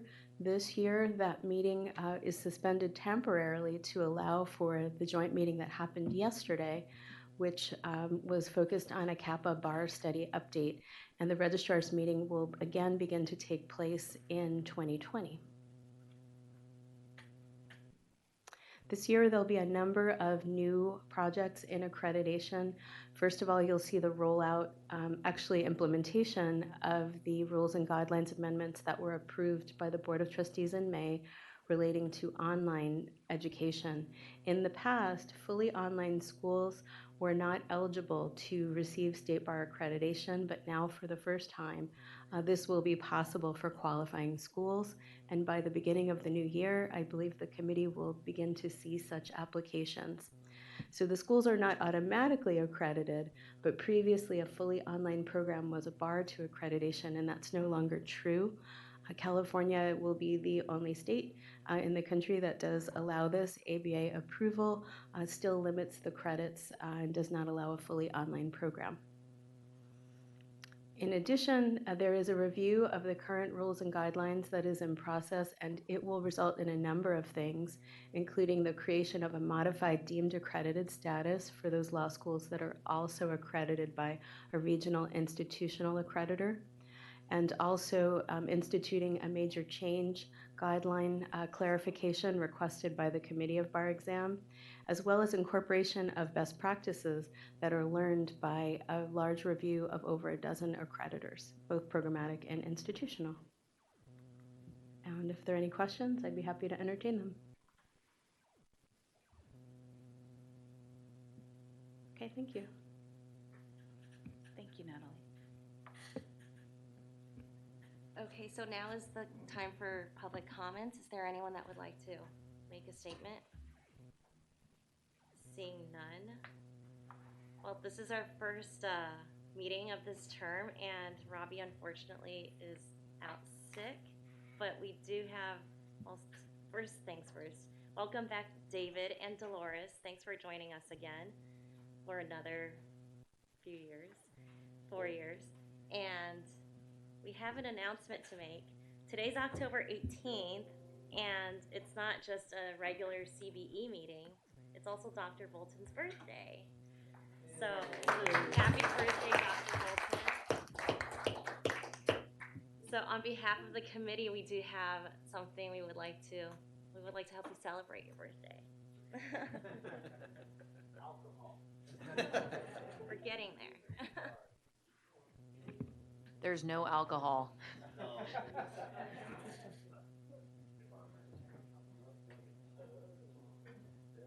up here, Dr. B.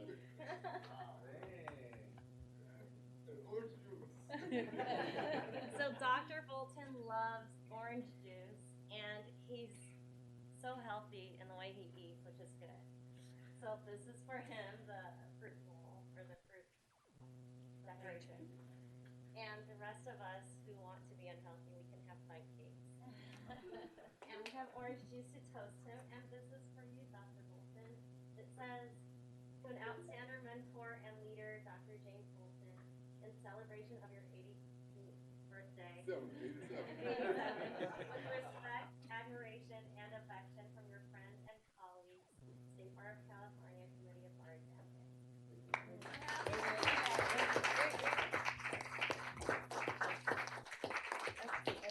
More than thank you. More than thank you. More than thank you. Oh, really?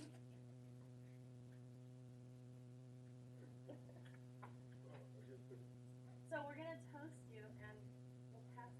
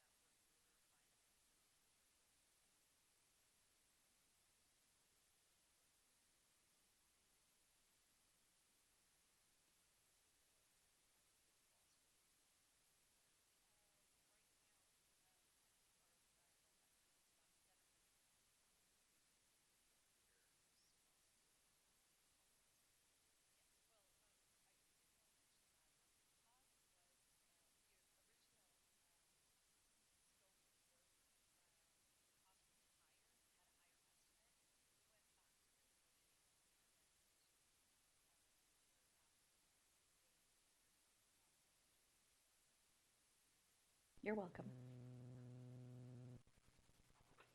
Any other questions?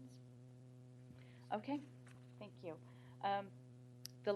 Two more items. One is we have a new CS BARS member.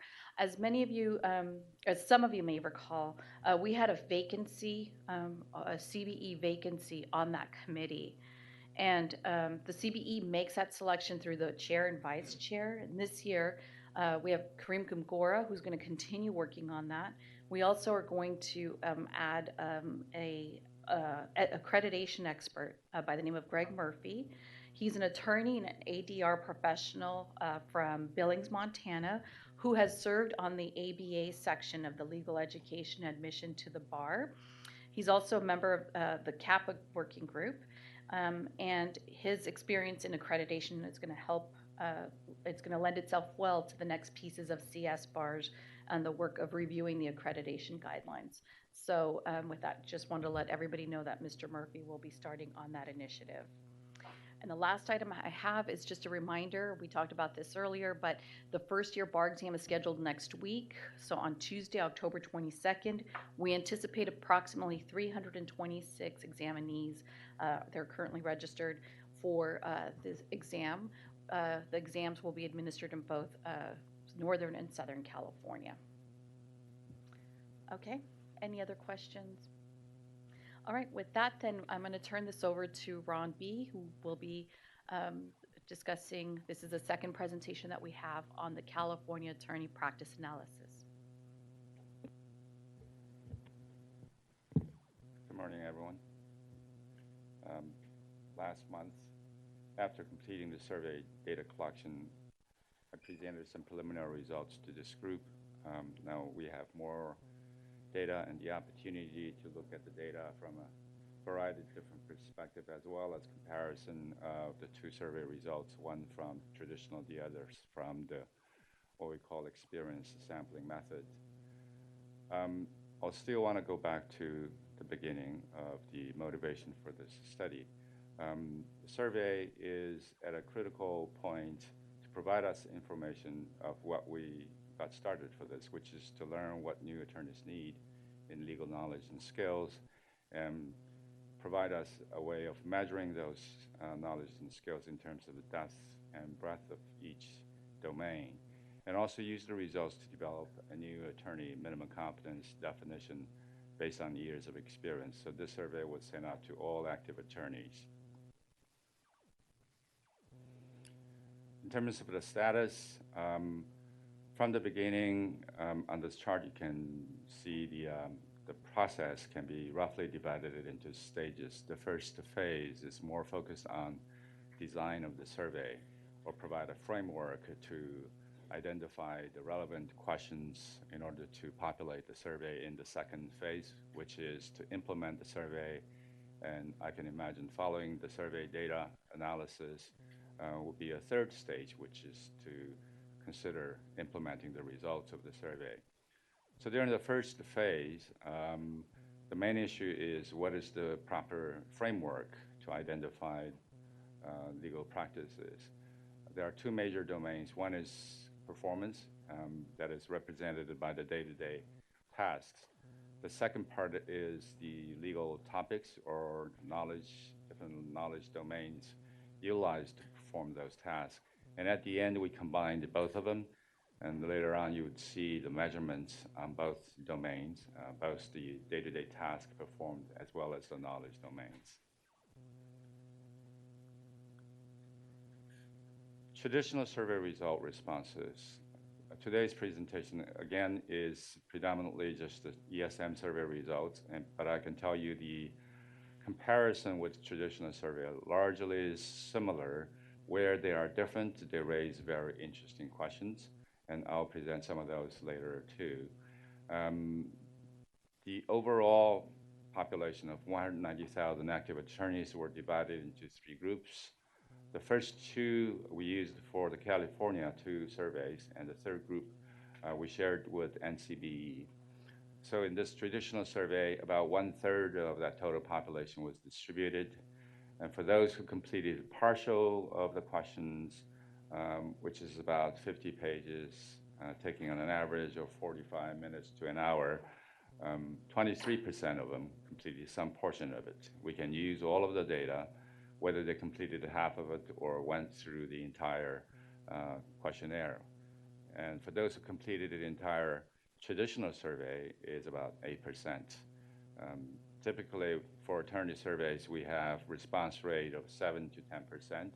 For a survey with this length, I think 8% give us a very confidence about the high response rate, as well as the total response data, about 5,000 with complete information on all of the questions. ESM survey, because the structure of the survey is different, measurement of response rate, we can also look at it from two different ways. One is on the basis of individual attorney responses. We had about 18% receiving responses or participations from a little over 10,000 attorneys. For those 10,000 attorneys, they received 2 notifications every day for a 1-week period. And for those with less than 3 years of experience that are 2, they received 3. So the response rate here displayed is more at the level of individual notifications and multiple over a 1-week period. We received close to 74,000 responses, which is about 64% response.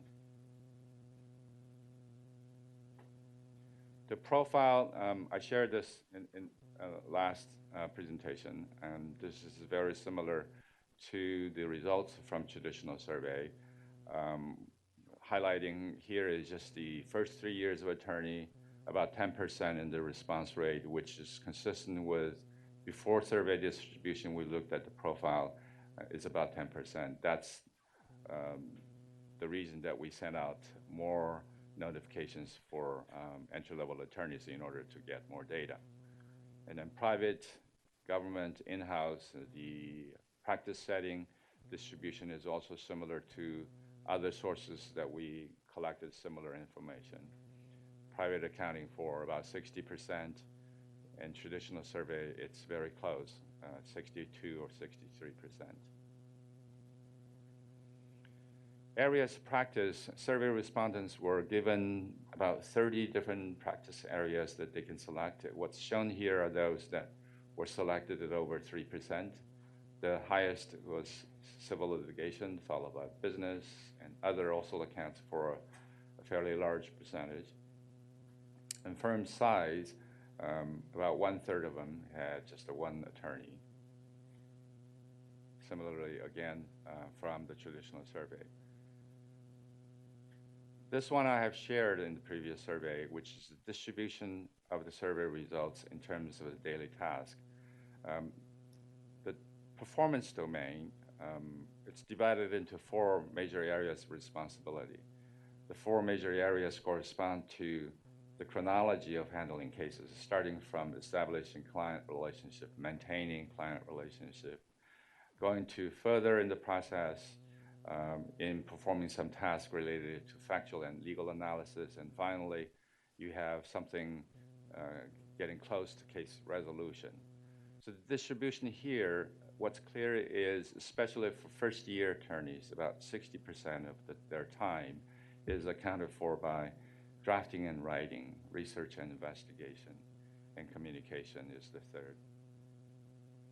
What's interesting also, reflecting the difference in experience level, first-year or entry-level attorneys, their time on counsel advice is relatively small, and as attorneys gain more experience, the portion of their time on this particular activity also increases.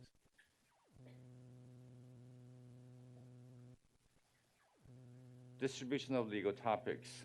Here I included not only the 19 legal topics that we included in the survey, but also one particular that's non-legal, as well as in the ESM survey, they have the option to select outside the 19 listed. So that really is the largest percentage. Later on, I'll show the reason for people selecting those others. A lot of them actually can be recategorized into the existing categories. And removing those 2 categories. This chart shows about 60% of the time again. For first-year attorneys, the legal topics used in performing their daily tasks, starting from the highest percentage of civil procedure, contracts, employment, administrative law and procedure, criminal law and procedure, and torts.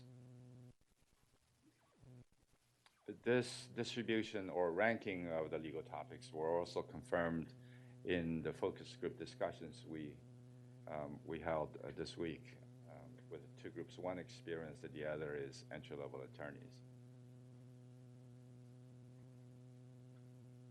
Here's a sample of those who selected the other legal topics. To the extent we can look at the text, the description, and then recategorize them, intellectual property is ranked the highest, accounting for 12% of those. When you look at the detailed description of the existing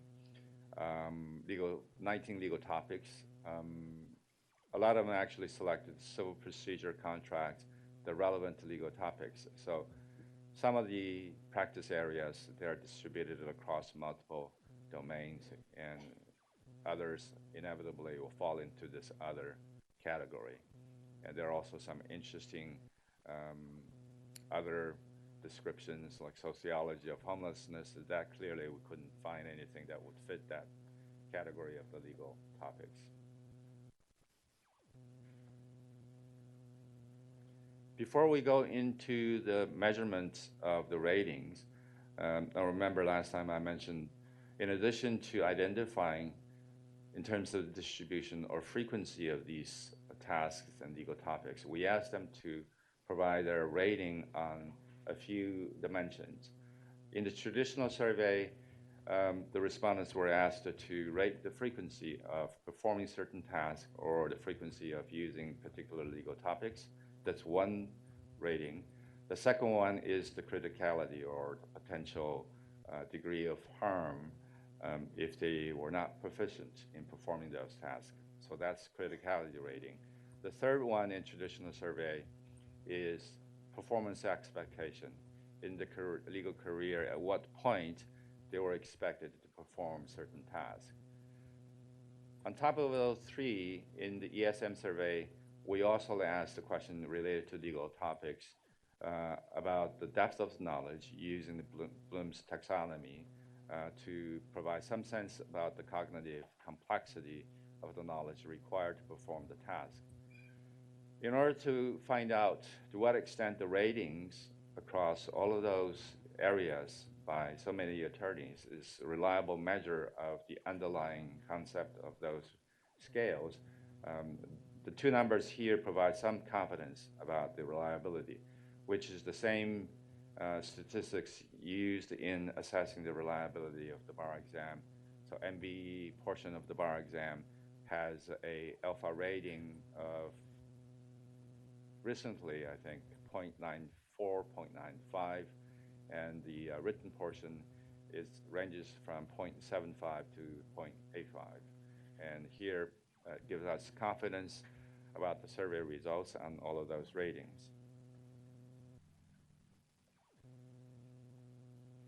Degree of harm across all of the task areas, 13 all of them. You can see they are displayed according to the chronology of handling cases from establishing client relationship all the way to the end of the litigation. And across the columns are broken down by years of experience from 1 year to more than 10 years.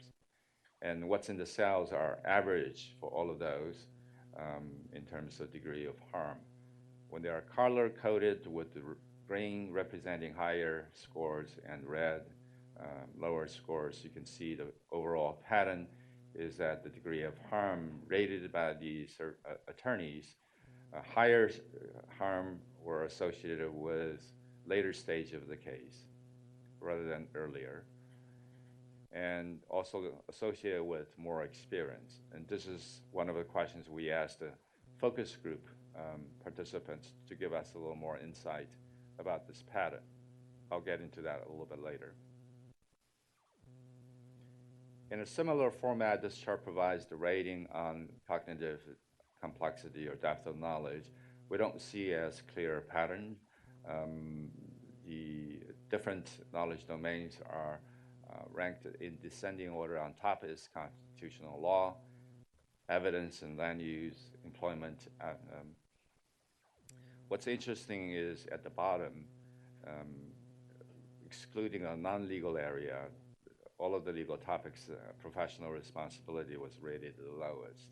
And this is also a very interesting contrast compared to the traditional survey. We also asked the survey participants in the focus group exactly what accounts for this large difference. I'll also share some of their insights later on. Combining all of these different dimensions, years of experience, the ratings on depth of knowledge and criticality, this is a different visualization to have a better sense about what accounts for all of those differences and how they change associated with years of experience. So this one is the criticality on the horizontal axis, depth of knowledge on the vertical, and each bubble represents a particular areas of responsibility, 13 altogether. The larger the size of the bubble, that represents the higher frequency of selecting those areas. And currently, what's shown here is the results from year one attorneys. And the lines represents the movements of these areas as they get more experience. Before we look into the detail, the overall patterns of the lines shifts toward upper right corner, which means that all of these ratings are associated with higher scores as attorneys gain more experience. So this is an animated chart starting from year one, year two, year three, you don't see a lot of movement. Year four, you begin to see them more clearly in a pattern moving toward the upper right corner. Going back to year one. Just same pattern, just playing out repeatedly.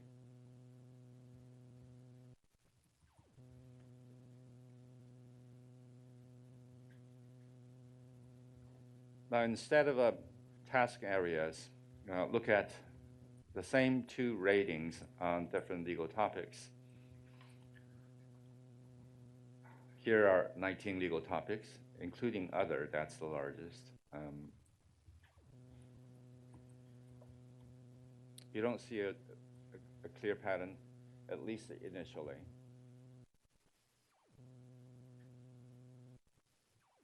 Especially for those legal topics selected by relatively few attorneys, which there are a lot of reasons accounting for that lack of a consistency.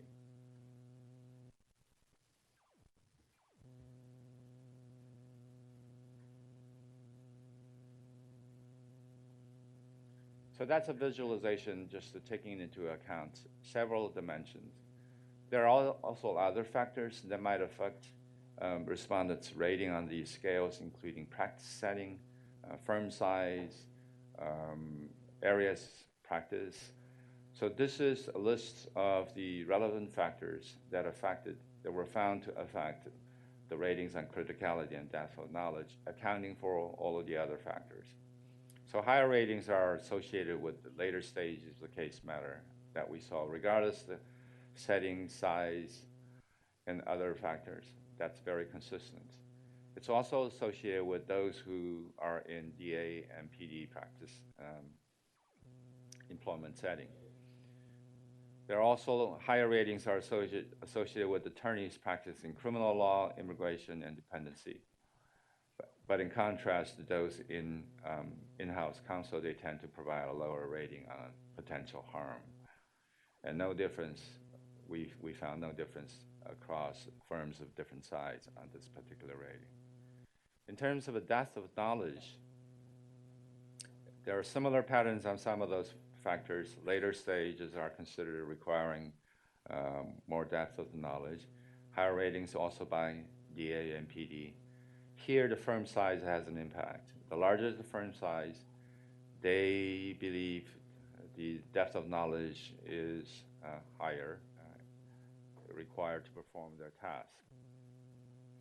And also higher ratings are associated with attorneys practicing environmental law, intellectual property, professional malpractice, and taxation.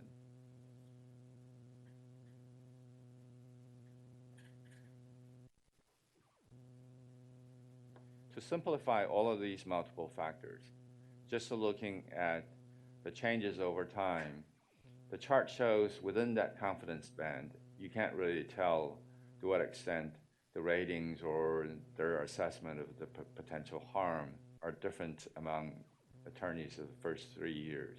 And then from the 4th year, continues to go up as they gain more experience. There are similar patterns in the ratings of a depth of knowledge. It's relatively unstable in the first 3 years, and then to have a more linear upward trend from the 4th year. Here's some comparison I mentioned earlier. It's consistent, although the magnitude of the ratings are quite different, also different in a consistent manner.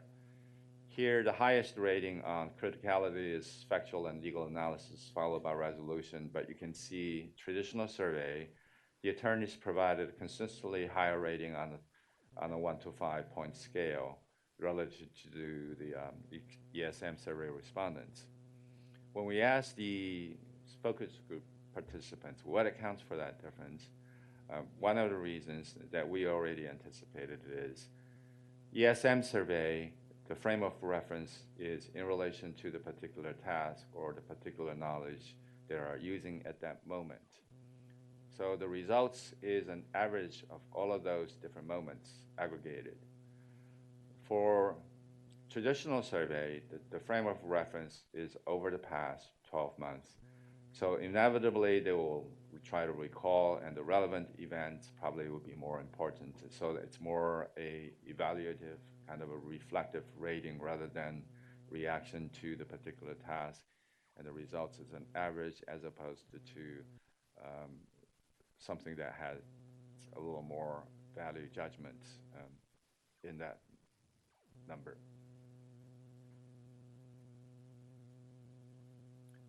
Those 4 responsibility areas broken down into the subcategories, 13 altogether.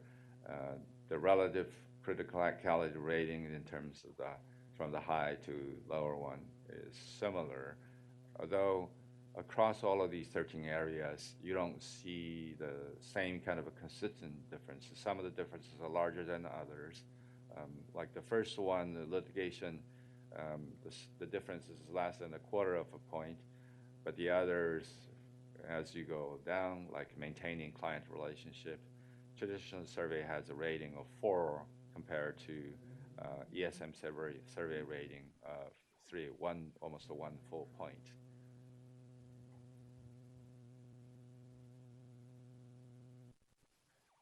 Before I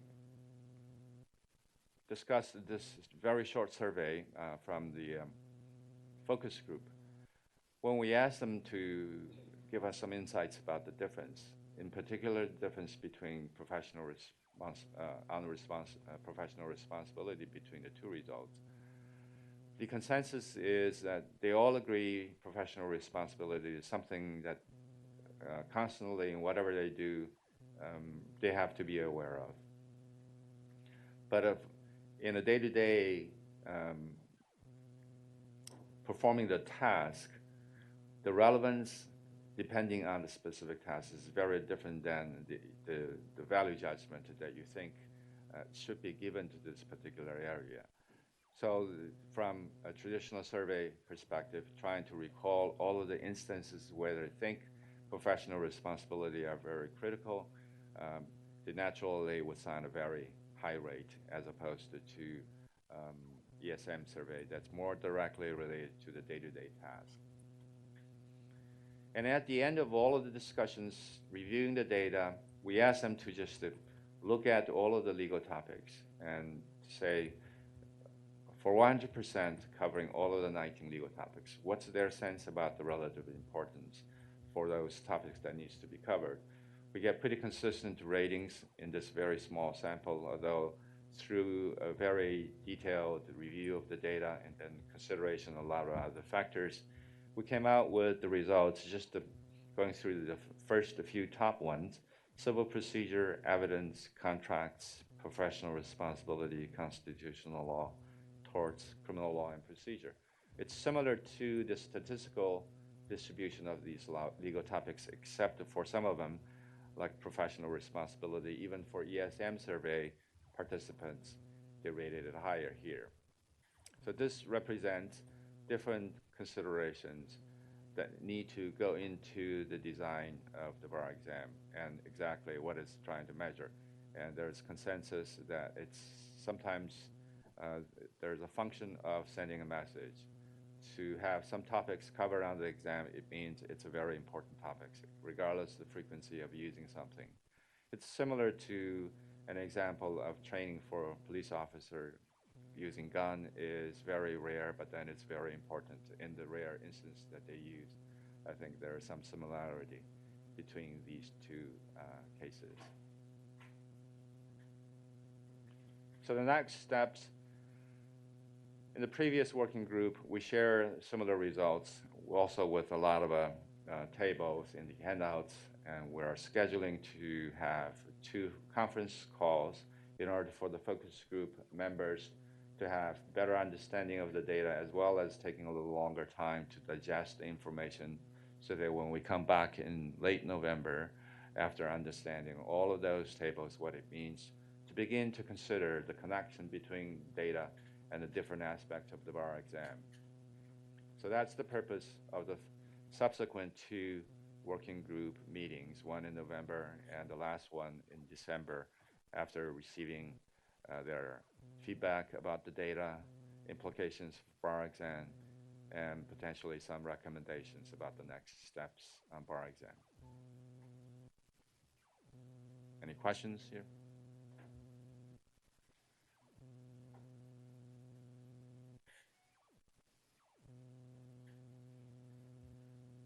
Thank you very much. Thank you, Ron. All right. Okay, with that, then we have the next update on the Moral Character Working Group with Jim Afting. Gosh, after that, I feel terrible. I don't have anything to report. That was such a great report. Thank you. So the working group is moving along. Our last meeting, we spent a lot of time kind of educating the school participants as to what really happens inside the Moral Character informal conferences. So they got an idea of what things we were kind of balancing back and forth. Hopefully, so that at the next meeting next week, they'll come back and say, okay, I have a better idea of what you're doing. Now here's how we think you ought to adjust what you're doing to kind of fit our student situation. So we're kind of going through each of, what, there's 16 or 18 different type of situations where somebody might come for an informal conference and saying, how do they come to the informal conference, and what are the things we look at the informal conference, what do we look at with respect to rehabilitation, and what kind of answers should we be given. This is the idea of this matrix, which they're working on now, that kind of says, again, if somebody comes in and, in fact, we're going to talk about this later today, they've not been licensed as in-house counsel, they've been practicing for a number of years. Where should we draw the line to say yes, and where should we draw the line to say no? At least where should we advise them on that period? So we are meeting next week. It's a public meeting on Wednesday if anybody wants to show up. Also, our agenda is on the website if anybody wants to look at it. That's it. All right. Thank you, Jim. All right, and then next we have Kareem with an update on CS bars. All right, good morning, everybody. I'm just waiting on PowerPoint to be set up. But in the meantime, I just want to extend my appreciation to the staff and the members of the CS bars for their support and their continued engagement. I want to recognize we do have our chair, Jackie Gardina, here, and members Greg Brandis is here. I haven't seen Jay Frickberg, But he's also a member, and so is Martin Pritkin and Brian Pertil. We've had a lot of laboring over the past couple meetings, so there's a lot of insightful discussion taking place. So this is kind of more or less why we've set up this presentation. All right. So for those that don't know, CS BAR stands for the Committee of State Bar Accredited and Registered Schools, which is the acronym CS BARS.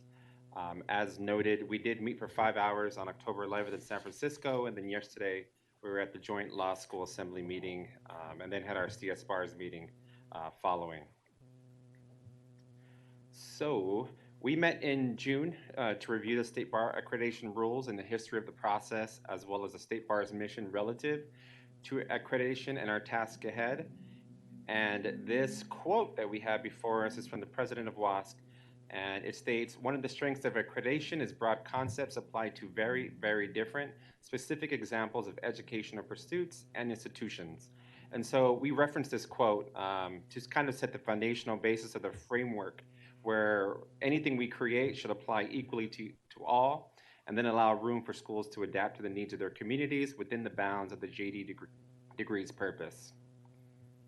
And so on those 2 dates that we've met recently, on the 11th and 17th, members of CS BARS met to review the guiding values of a wide range of institutional accreditors and regional accreditors in order to extract the best practices and be sure that they are incorporated into a proposal to create a value statement for the State Bar accreditation. Preliminary results will be shared in the following slide. These values will shape the proposals to update the rules and guidelines, as well as to create a partially deemed accredited status for schools that are accredited by a regional or national accreditor. That accreditation will satisfy some portion of the State Bar requirements, thus reducing duplication and encouraging continuous improvement. CS BARS will be recommending the values and principles that will guide the development of rules to implement those values and principles. Because this is a huge undertaking, the discussion will not be completed today, and will carry over to December, which is a date that is yet to be confirmed. This is extremely preliminary and still too large list of principles that have been identified for consideration. So as you can see on the left-hand column was a part of our discussion of the October 11th meeting. Then the items on the right were added after the reviews of other accreditors on October 11th and 17th. So each member of the committee was assigned different entities to review and look into and do research. And a refined list will be proposed to the CBE at a later date. And so, as I stated, this is a preliminary first draft, so I will read it just for your reference. State Bar of California Law School regulation promotes the public good by setting standards to assure access to high quality and affordable law schools. Accreditation and registration by the State Bar ensures institutional accountability and transparency, promotes continuous improvement through self and peer review, and encourages innovation, inclusivity, and diversity in the administration of a legal education. So as stated, this is preliminary. A more refined version will be proposed to the Committee of Bar Examiners at a later date. As I close up, I just want to thank the Chair and the Vice Chair for allowing me to be on this committee. We just started, I believe, in April, Natalie, more or less, and we're finally getting into the meat of the work. And it's very insightful to look at it from a more macro view that we're looking at. And the deans are very active and engaged in the process. And we have regular comments from the public, and the deans themselves are extremely engaged. So hopefully we have something that is acceptable by my colleagues. And I hope that if you have any questions or any suggestions, feel free to provide them. Any questions? All right. Thank you, Kareem. Okay, so I think we're ready to move now into Examinations. Paul and Lisa will talk about the technical report on the June 2019 first-year law students examination.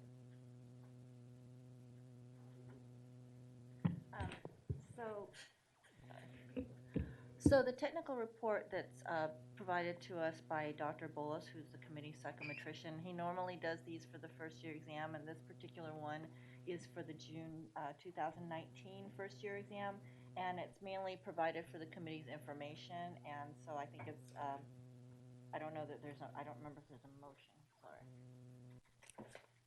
I I think there's a motion to receive and file, yeah. Is there a motion? Does anyone have questions about it? Okay. Seeing no questions, David made a motion. Any seconds? Alex Lawrence made a second. All in favor? And for the goals for this year, Paul? Yeah, they're pretty much like the last and the normal set. Hold on, I lost my copy. I do notice that we're not going to talk about, or we're not going to receive our training on, some of the issues that are involved in our accommodations evaluations until June. And I wonder if there's some way that could be accelerated. Well, sorry. That's due to the, our speaker's availability. He teaches at Columbia, and so he has, I can try to see whether or not he can get in any earlier. It may be then by, we might do it by some kind of a video conference presentation. So that might, he may be able to do something earlier in that respect. So I'm still working with him on that, but I wanted to put it out to June because I thought that that might give us enough time to set him up. But he has indicated that he would like to make a presentation to the committee. It's just a matter of his schedule, his teaching schedule at Columbia. Okay, well, if that's the best you can do, I guess it might be valuable to share the topics with at least the chair and vice chair of the subcommittee ahead of time so we can make sure that all the issues are going to be addressed. Because I know we've had one sort of informative session already, but that was just about procedure, and I, for one, was hoping for a lot more. So I'd hate to, and I only have this last year to actually get this done. So if you can at least share we can talk offline about the topics perhaps. So with that, unless there are any questions, what's in order is a motion to approve the goals.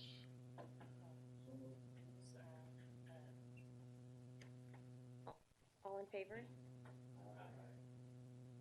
We'll move on to operations and management, or I'm sorry, educational standards, with an oral report from Natalie and Alex Lawrence.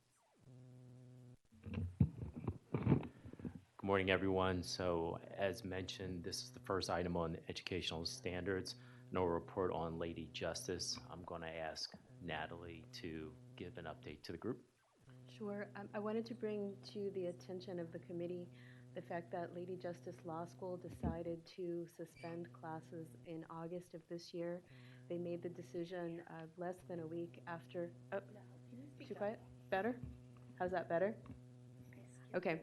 So Lady Justice Law School suspended their fall class approximately less than 1 week before classes were scheduled to begin in August. A combination of personal and operational factors of the owners contributed to this situation. At that point, all of the students were contacted, and the students have been placed or in a holding situation at the moment. It was conveyed to me verbally by the dean that the school intended to voluntarily surrender its registration, but shortly before this committee meeting, the school advised that they needed more time to determine what their options would be, and they would not be providing that voluntary surrender. Therefore, over the course of the next several weeks, I will be getting a fuller picture of what's going on there and bringing a more formal summary and motion to the committee in December. But at this time, I'd be happy to entertain any questions that you may have at this point. How many students were affected by this? It's a relatively small school. It was first accredited back in 2016, so it is about 20 students. At this point, they only had one student who had so far passed the first year law students exam. That student is now transferred and matriculated in another school, so they did not lose any time in their education. The others that had started their education have not yet passed the first year, and all had intended not to take classes until they further passed, which is a really common decision. There were 5 students who intended to start in the fall, and unfortunately were not able to do so. And I have a question. So, given the situation, for students who have already paid their tuition fees for the year, will they be given the opportunity to withdraw and get their fees back? Fortunately, the school had not collected any fees, so no fees were collected this year, and no students are in arrears as to any tuition or fees.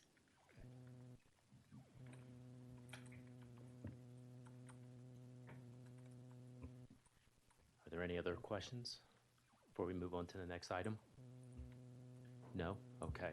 So the next item on the agenda is 0400, notice of new administrators at registered and accredited law schools. There are 2.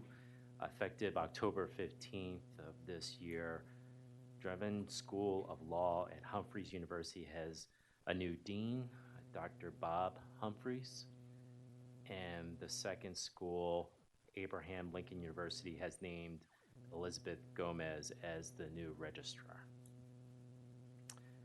And the final item on the subcommittee agenda is discussion of proposed goals for 2019 and 2020. And if you're taking a look at them, there's a couple that have already been completed. And then also, you just heard from Kareem talking about CS bars as well, but I wanted to open up to the group. Are there any questions about the goals? And Natalie, by all means, feel free to make additional comments. I don't have any further.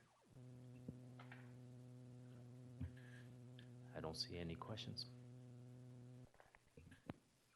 So we'll go back to operations and management. Tammy, would you like to discuss the cost analysis? Yes, thank you. Thank you. So for the June 2019 first year law students exam cost analysis, the total cost for administering the June exam was $164,615 for 323 applicants. This compares to $148,528 for 326 applicants for the June 2018 first year law students exam. The decline in applicants from October 2018 to October 2019 represents a 0.92% decrease, so not a big difference there.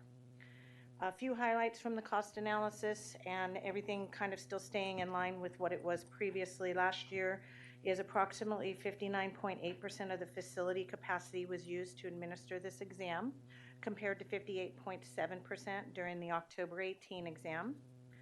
And in line with historical data, 72% of our total costs was comprised of costs related to facility rental, electrical, and proctors. And while the 18 applicants that took the exam at the Testing Accommodation Test Center made up only 5.5% of the total number of applicants, the cost to administer the examination to those applicants was approximately 42% of the total exam cost. It costs approximately $279 to administer the first year law students exam to an applicant taking the examination at a standard test center, compared to approximately $3,842 for each applicant taking the examination at a testing accommodations test center. And there was an attachment with the breakdown of the cost. And the one thing I'll just note is that you'll probably notice that from last year to this year, there was an increase overall of the cost to administer the June exam. And in June of 2018, we were actually at the Ontario Gateway Hotel, which the conditions there were not great for what we were trying to do. So we ended up moving our exam back to Doubletree Culver City this year. And because of that, there was an increase in the room rate when you move back to the west side of LA. And that's all I have for the cost analysis. Thank you, Alex. Can you please update us on the goals? Sure, this is 0301. We have a couple of goals. I think most of them are still pending, but Tammy, I do have a question about one of the objectives. I know we're studying the financial and psychometric impacts of the modified two-day examination. Do you know what the status is at this point with respect to that review? I can tell you that. Oh, So, sure. we are working with our psychometrician. He's in the midst of a few evaluations. We're also looking at the grading. So, as part of the strategic plan and our goals, he is going to be presenting here to the committee at the December 6th meeting to CBE, and then we'll be bringing that evaluation. This is on the component related to the psychometric dimensions of the shift of the 3-day exam to a 2-day exam after 4 iterations of the exam.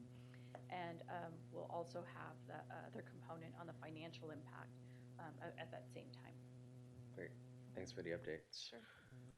Other than that, I don't have anything else. Unless anyone has any questions, we need a motion to approve the 2019-2020 Operations Management Goals and Objectives. I have a question. Please. In regards, Tammy, regarding the relocation to West Hollywood, is there any idea of returning back to Ontario? You know what, there's always a possibility. The hotel that we were using is going, they're under renovations right now. However, if we go back there, they've already told us the rate is going to go back up. So it's not going to be the same rate that we had last year. The rate's going to definitely be about $30 to $40 more per night per room. So, you know, we'll have to do the analysis benefit of that because we do have to make sure we have a proctor pool in order to do that. And that was another area that we had some issues with in Ontario, was trying to get an additional proctor pool for the TA site when we moved it over to that location. Because one of my understandings is this is one of our bigger locations, correct? For the bar exam, Doubletree, Culver City, or / when it was Ontario Gateway for the bar exam is one of our bigger locations, yes. But for first year, it's just a smaller location. Oh, okay. So this is the first year, not the state? Yes. Okay, I'm sorry. That's okay. Thank you. You're welcome. Any other questions? Seeing none, need a motion to approve the goals and objectives for 2019 to 2020. Any second? Anyone in favor, say aye. Aye. Anyone in opposition, say nay. Seeing none, the objectives and goals for 2019 to 2020 are approved. Thank you. We'll move on to moral character. Dolores.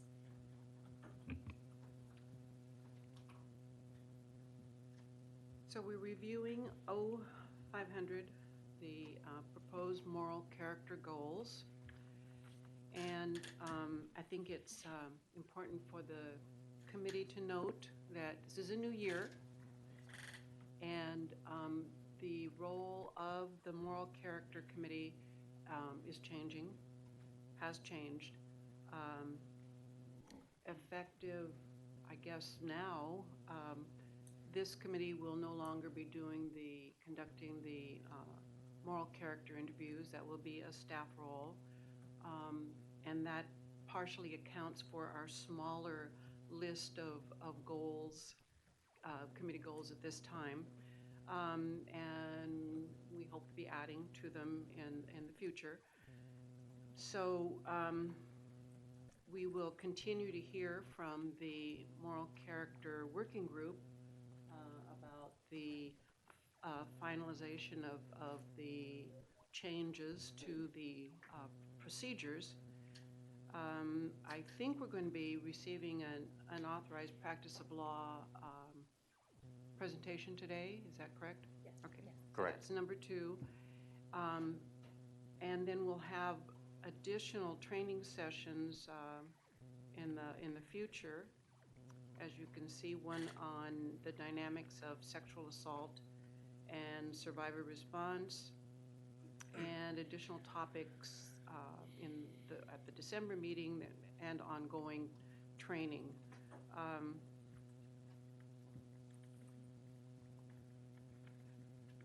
The major thing then that this committee will be doing will be reviewing,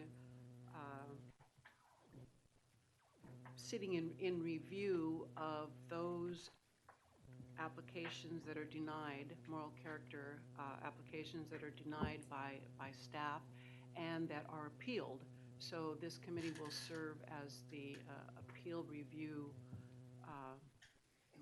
entity. Are there any questions about that? Question. So I was fortunate to be involved in one of the informal conferences, and it was a very great experience.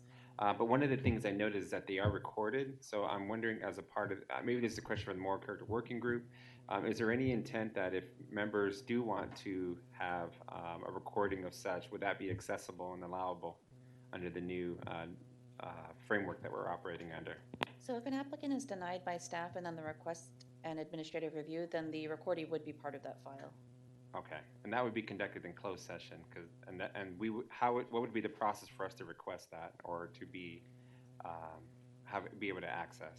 So once the applicant files that request for review, then Dolores or the subcommittee chair would then assign 2 members, either of the subcommittee or the full committee, to review the record. So staff would provide that directly to those appointed members, and then it would be discussed during the full committee meeting.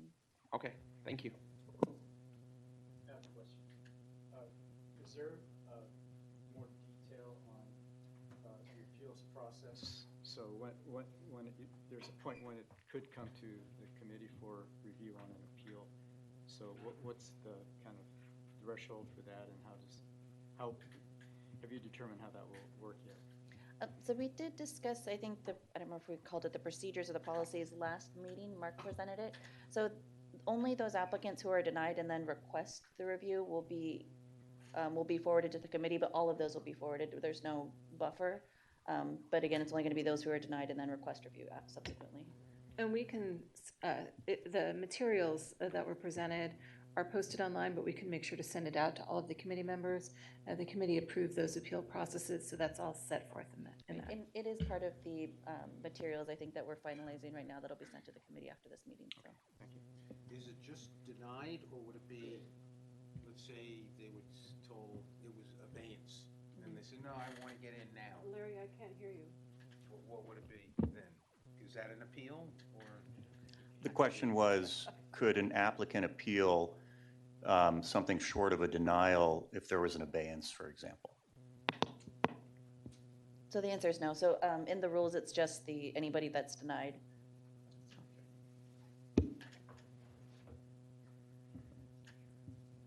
Okay, if there are no further questions, and I had a quick question. Sorry, Dolores. So as we navigate to this new process, it's more of a streamlining. Do we see a shorter timeline for the moral character responses and appeal process? And if so, what does that look like? Yes, so right now, for example, so we had 3 informal conferences prior to today's meeting. I can't recall the first one off the top of my head, but I think it was something like September 19th. So those applicants aren't going to get their results until after the committee has affirmed or changed those decisions for today. Whereas now with staff, we're going to immediately that day, if we're able to render a decision other than, requires further investigation, we'll try to get those out within the same time frame, a week or 2 within that meeting, but it'll be immediate rather than having to wait until after the committee meeting. And I believe, I don't have it in front of me, but it's 60 days that the applicant has to appeal. And so then after that, we would immediately start gathering the materials and send that over to the committee members. Because my understanding is the overall process takes close to 6 months, or is that not accurate? That is accurate, but it can definitely take longer than that because there are different things that we have to consider. For example, when we request more information from an applicant, they're given a 30-day deadline to respond, but we actually have to give them 90 days. And then if they don't respond, we would abandon their application. But if they respond on day 90 or day 89, then we have to continue the process. We also have delays when we reach out to third parties like police agencies, courts, things of that nature. So. Okay. I'm asking because at times we get requests for an extension of time to, I guess, swear into the bar, and that's something that's come into the conversation. So do we know more or less, like, is it going to be cut down to 3 months, or is it going to be like, or is it too soon to kind of gauge? I think it's too soon to gauge by initial response with that. I don't know that it would ever be really shorter than the 6-month period overall. There's a time period where well, we'll get into this a little bit more in closed session with that other item, but with the implementation of AIMS and the transition, the initial processing, the pre-processing is taking a little bit longer. So once we're able to cut that down back to the 60-day goal or sooner, then it's possible, but it'll be a little bit before we get there, I think. Okay, thank you so much, and great work. Follow up on the abeyance question. So somebody applies and staff decides that they need to go for a year of LAP. They have no recourse to challenge that, is in effect, is that what we're hearing? So Caroline, correct me if I'm wrong, because I think we had this discussion, but my understanding is that, so previously, if the committee asked somebody to, let's say, attend LAP for a year, but the applicant disagreed, then that would come back to the committee for reconsideration. So that would just come back to staff now for reconsideration, and then in the event, for whatever reason, if staff denied them after that, then that would be appealable to the Committee of Bar Examiners. I'm gonna need to review the rules about abeyance. Yeah, I can't remember what our discussion about that was, but it's a good question, and we'll look into it and get back to the committee. Yeah, my concern is just that we are, to the extent we're still allowed to, a check, if you will, a neutral third party, the grown up in the room or whatever on the behavior of staff, and I would hate to see that it cannot be exercised in that particular instance.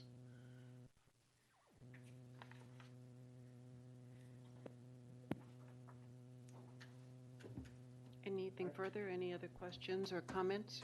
Get this damn thing to work. There's something wrong with these, by the way. What about, do you have any general idea of, let's say, what percentage of folks who go to informal conferences, outright denials, outright passes, all the stuff in the middle, abeyance, gotta go to lab, blah, blah, blah. So I don't have the number off the top of our head, but for the working group, when we did collect the data for how many applications we have each year, and then of those, how many are denied, it was less than 1%. I do think, this is just my personal opinion, that we'll see an increase in the number of applicants who take that first appeal step. The reason being is that right now, when the committee denies somebody, there is a filing fee with the State Bar Court. And so now they won't have that filing fee connected to the administrative review, so that number will likely increase that we'll see for appeals. That's 1% of everyone. Of applicants that applied for that Right. year. Yes. What's the percentage of folks who Yeah. go to moral I don't have character? that with me. Okay, they get to know. Because that would go to his question. It was- Any other questions? So I'm confused. Do we have to vote on the goals or just submit them? Caroline, you could vote to approve, but it's not necessary. But I think we've been working under that format. So Okay. So then I will entertain a motion to approve the goals. I'll make that motion. Second? Second. Has moved and seconded to approve the goals. Any nays? Any abstentions? All in favor? Aye. Aye. Thank you. Moving on, we have a presentation from David on the unauthorized practice of law. Thank you, Esther. Hello, everybody. I'm David Lane, attorney in the Moral Character Determinations group. And a little background, over the past several months, I've attended more than 50, perhaps as many as 100 informal conferences as an observer in preparation for the rule changes pursuant to which staff will be conducting the informal conferences. And during that time, several of the subcommittee members at the informal conferences have had questions about issues related to the unauthorized practice of law and requested a training, and that's why I'm doing this today. One could easily do a full day training on the unauthorized practice of law, which I'll refer to as UPL. And so I'm not going to subject you all to that today. What I am going to do is give a brief overview of the subject matter and then home in on the issues specific to moral character determinations. Let's see. So first, what is UPL in California? There are a couple of statutes related, the primary one being Business and Professions Code, Section 6125. No person shall practice law in California unless the person is an active licensee of the State Bar. Seems pretty straightforward, but we'll discuss it further.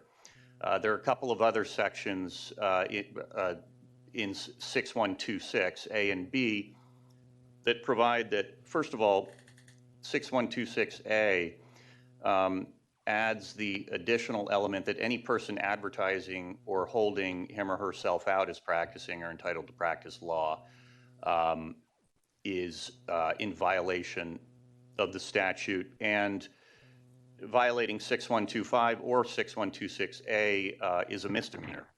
And then notably 6126 subsection B says that somebody who has engaged in UPL, who is a suspended attorney or has been disbarred or resigned with disciplinary charges pending, can be charged actually with a misdemeanor or even a felony. And so what does that boil down? UPL includes practicing law in California without a license or holding oneself out as practicing. Holding oneself out, whether or not one actually practices law without authorization, could include, for example, advertisements or signature blocks in emails or LinkedIn accounts that identify one as an attorney. And there are interesting edge cases there where people use JD after their name, and the court looks at the specific circumstances in those instances to make a decision whether the person's in violation of the statute. So getting a little more into the statute 6125, what is practicing law? Well, the seminal case in this area is the California Supreme Court case Burbrower v. Superior Court. And in that case, the court held that performing services in a court is practicing law and giving legal advice or preparation of legal instruments or contracts, whether or not rendered in the course of litigation. What does that mean? Essentially, practicing law is appearing in court, providing legal advice, and preparing legal documents. What does in California mean? Years ago, that meant you had to literally be in California, but times have changed, of course. Now you can be virtually in California via the internet or other means. And so again, in Burbrower, the court held that primary inquiry is whether the unlicensed lawyer engaged in sufficient activities in the state, query what sufficient means, or created a continuing relationship with the California client that included legal duties and obligations. Again, raising the question, what is a continuing relationship? The court noted that physical presence in California is a factor that it will consider, but is not exclusive, and that goes to the internet, et cetera. The court said that practicing law in the state, even if you're not physically present here, you could do it by advising a California client on California law in connection with a California legal dispute by phone, fax, computer, or other modern technological means. That list will probably seem quaint in a few years. It'll include holograms. And then finally, the court said that although it declined in that case to provide a comprehensive list of what activities constitute sufficient contact in the state, it rejected the notion that a person automatically practices law in California whenever that person practices California law anywhere, or virtually enters the state by telephone, fax, email, et cetera. Quickly, what the court was getting at there, it elaborated a little bit in Burbrower, was first of all, somebody could practice California law elsewhere, but perhaps if it didn't involve a California legal matter, a California client, it might not be sufficient to be UPL. And then the court noted that not everything an attorney does in the course of his or her professional business is actually practicing law. And so just because a attorney outside of the state is assisting someone in a legal matter in the state does not necessarily mean that attorney is practicing law. You might think of something like assisting in the scheduling of a deposition or selecting a mediator, as long as it didn't involve, giving legal advice, et cetera. It may not be practicing law. And so, let's see. Oh, sorry, I'm behind there. There it is. And so, bottom line, in California, sufficient activities or a continuing relationship with a California client. Physical presence is a factor, but not required. If you're an out-of-state attorney, you are, for all intents and purposes, in California. If you have a California client, it's a California legal matter, and you're dealing with California law. Again, out-of-state, just because you're dealing with some aspect of California law does not necessarily mean it rises to practicing law in California. And the court ultimately said it decides those types of cases on an individual basis.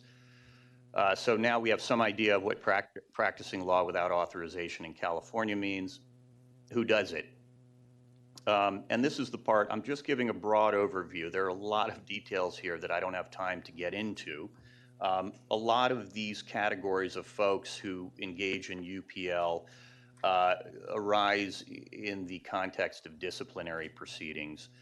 The first, a former attorney, someone who's disbarred or has resigned with or without disciplinary charges pending. Those cases pop up in the course of business for the Office of Chief Trial Counsel. Suspended attorneys, either because of a disciplinary matter or administrative reasons, failure to pay dues, comply with MCLE, pay child support, pay a binding fee arbitration award, things of that nature. Those folks engage in UPL sometimes. Inactive attorneys, either voluntarily inactive or involuntary. I have an example here of Business and Professions Code section 6007, pursuant to which, for example, if an attorney becomes incompetent and cannot practice law, perhaps due to dementia or some other medical condition, the Office of Chief Trial Counsel can ask the court to order that person involuntarily inactive. And this is the part where we're getting closer to the issues related to admissions. Out-of-state or foreign attorneys from another country, of course, can engage in UPL in California, but there are at least 10 exceptions where non-licensee, non-California licensed attorneys may practice law in California. Pro hoc vice, by petitioning a court to appear temporarily in a case in court. Appearances by military counsel, registered military spouse attorney, and I'll give a little more detail on that in a bit. Certified law students, a law student might be in an appellate clinic and argue a case in a court of appeal. That would be a certified law student. Out-of-state arbitration counsel, registered foreign legal consultant. Again, I'm going to get into some of these in a little more detail. Registered legal aid services attorneys, registered in-house counsel. That's the one that comes up the most in the informal conference context. And then an attorney practicing law temporarily in California as part of litigation or non-litigation. And you'll see I have references there to the California Rules of Court that set out the relevant rules for each of these categories. I should say there are also rules of the State Bar that correlate to those rules of court and provide additional details. And then federal practice attorneys, people who practice in the district court, courts of appeal, immigration, bankruptcy, U.S. Patent and Trademark Office, what did I miss here? Tax courts. They all have their own rules. I'll just say as an aside here, it is true that some of the district courts at this point do require licensure in California to practice in a district court in California, but that's up to the federal courts. And then last but not least, I believe, who can engage in UPL non-attorneys, paralegals, legal document assistants, immigration consultants, and then people who impersonate attorneys, notario publicos, which literally translated is notary public, but in several Latin American countries, notario publicos actually can practice law in those countries, and sometimes people immigrate to the United States, hold themselves out as notario publicos, and practice law without authorization. They're not allowed to do that here.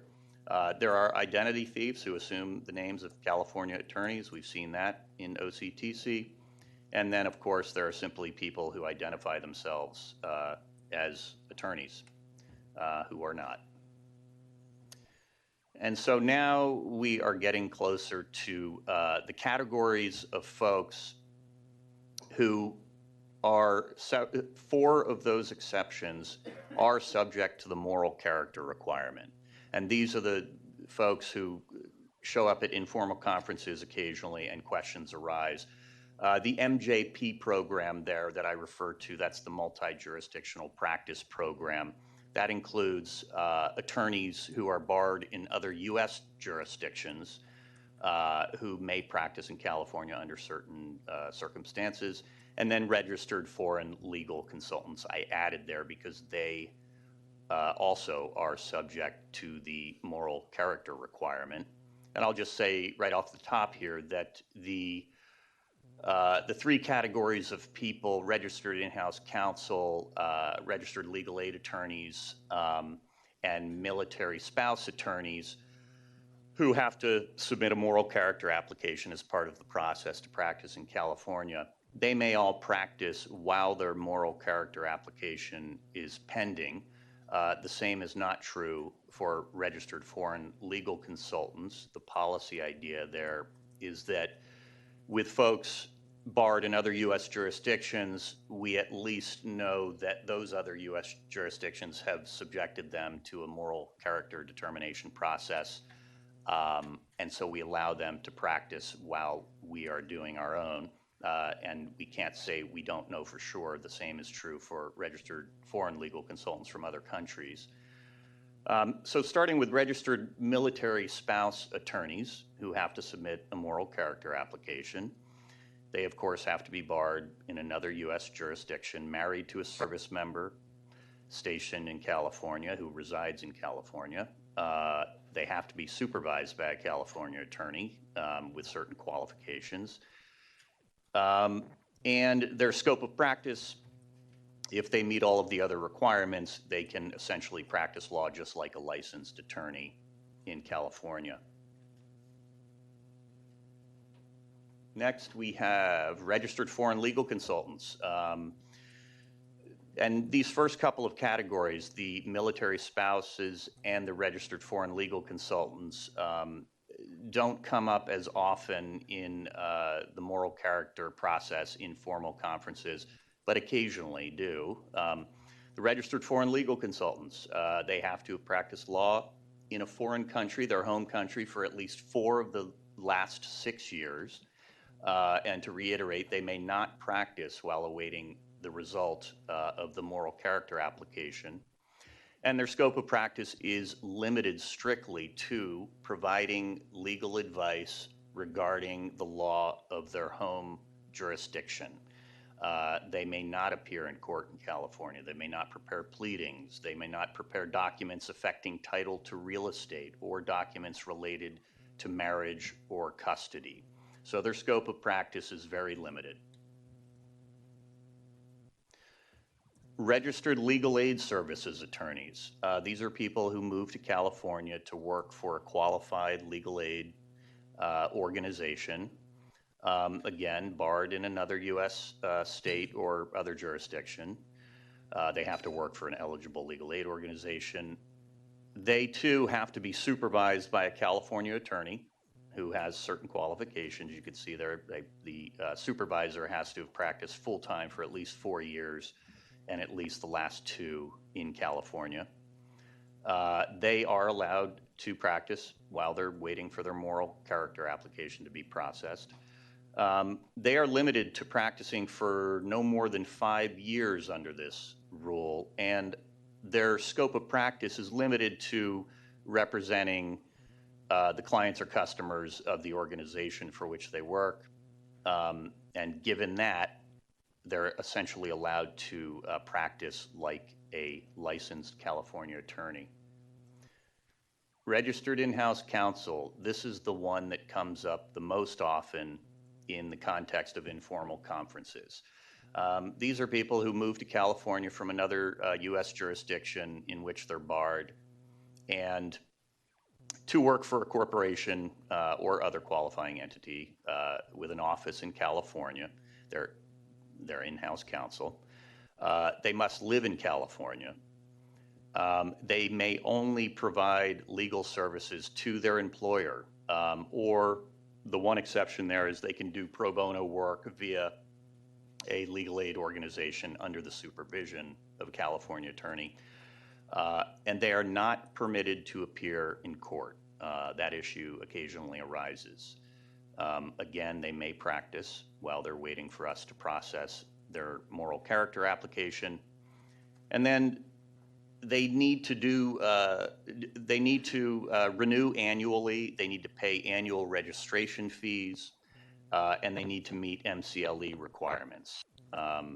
Given all of that, there's no limit to the number of years that they can continue being registered in-house counsel, but under those conditions. And that the registered in-house counsel, the issue that I've seen come up time and time again, there are attorneys who move to California for whatever reason, and they let us know during the informal conference why they did not register as in-house counsel. Sometimes they got to the corporation and asked their supervisor whether they needed to do anything with respect to the State Bar of California. Their supervisor says, "Oh, I don't think so," and they just simply don't. And then a colleague moves to California and starts as in-house counsel 3 months later, and that colleague used Google or other tools to figure out that they indeed did have to do something, and they let the first colleague know, and then that person hopefully gets on the ball and starts the registration process. And the issue that members of the Moral Character Subcommittee have brought up several times with me are where does one draw the line? How do you decide? It behooves us to remember the goal here. We are trying to decide whether somebody at the present time has the requisite good moral character to practice in California. Now, if they spend a day in California practicing law without a license, without registering as in-house counsel, they have committed a misdemeanor under 6125. But the California Supreme Court has held that a violation of the law does not necessarily reflect poorly on one's moral character. So the question, for example, is if somebody moves here and they do some amount of due diligence but not enough, perhaps it's the person I referred to who asked the supervisor whether they had to do anything, and the supervisor didn't know if they did or told them they didn't think they did. And then when they find out 3 months later that they should have, and they immediately start the process, does that 3-month period, does that reflect poorly on their present moral character to practice law? Or does it reflect the fact that they're simply a human being who procrastinated or didn't do enough due diligence? The extreme cases are easier. If somebody is here for a decade or two, and we somehow become aware that during the informal conference, for example, that he or she was aware that they had to register as in-house counsel and simply didn't do it, one could imagine denying that person a good moral character determination. Those are the easier cases, the simpler cases. It's everything in between that's harder to decide. And over the years, there have been, one thing, of course, the State Bar and the committee have endeavored to do is have the process result in consistent determination. So we don't want to treat one person who's under similar circumstances different from another. So there have been policies and procedures over the years pursuant to which somebody's moral character application can be cleared even if they have engaged in UPL for perhaps a short period of time, 6 months or less has sometimes been the thought. But those are the kind of issues that come up, and they're issues that have to be addressed and addressed in a way that results in consistent moral character determinations. And during the closed session, I will propose a couple of hypothetical situations that are that don't concern specific applicants exactly, but are sort of composite sketches, if you will, of situations we've seen before. And we want to be very careful not to violate the confidentiality provisions of the moral character process. And so we'll discuss those during the closed session. I know that was quick and it was sort of a brief overview, but I'm happy to field any questions. Again, keeping in mind that we don't want to bring up any specific applicants or situations that provide sufficient details to identify any specific applicants. And I'm not sure if members of the Moral Character Subcommittee may have something to add if I missed anything. And you can also take questions during closed session as well. So. Absolutely, yeah. But if there are any that people want to ask now, they may do so, or we can wait for the closed. I have a question. I'll ask the members of the subcommittee. Do you think I've identified the issues that have arisen? I think you have addressed a lot of my concerns. One question I have, which continue to linger, is once we have determined an applicant has violated UPL, and we understand that we could decide that they have not met the moral character requirement, the question then becomes, what happens after that? Once we decide this applicant clearly has recklessly or willfully violated the UPL provision, do we then just reject their application?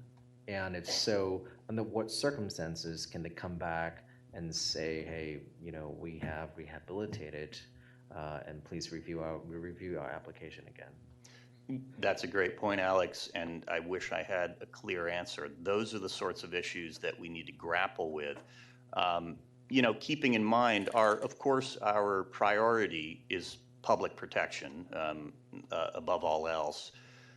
That said, if somebody is denied a positive moral character determination in the context of, for example, registered in-house counsel, that person moved to California, they live in maybe they moved their family here, they have a job working for a corporation, there's a lot on the line there. They may lose their job.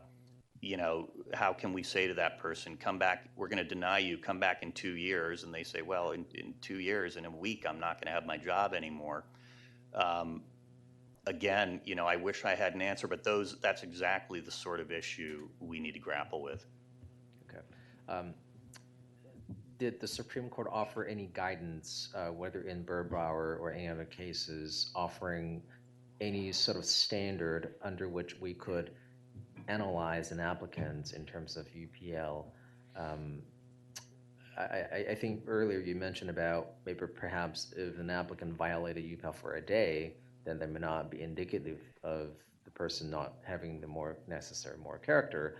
Well, then again, just because there's so much subjectivity in making a decision of this type, is there any other solid, concrete guidance that we can follow in looking over these applications?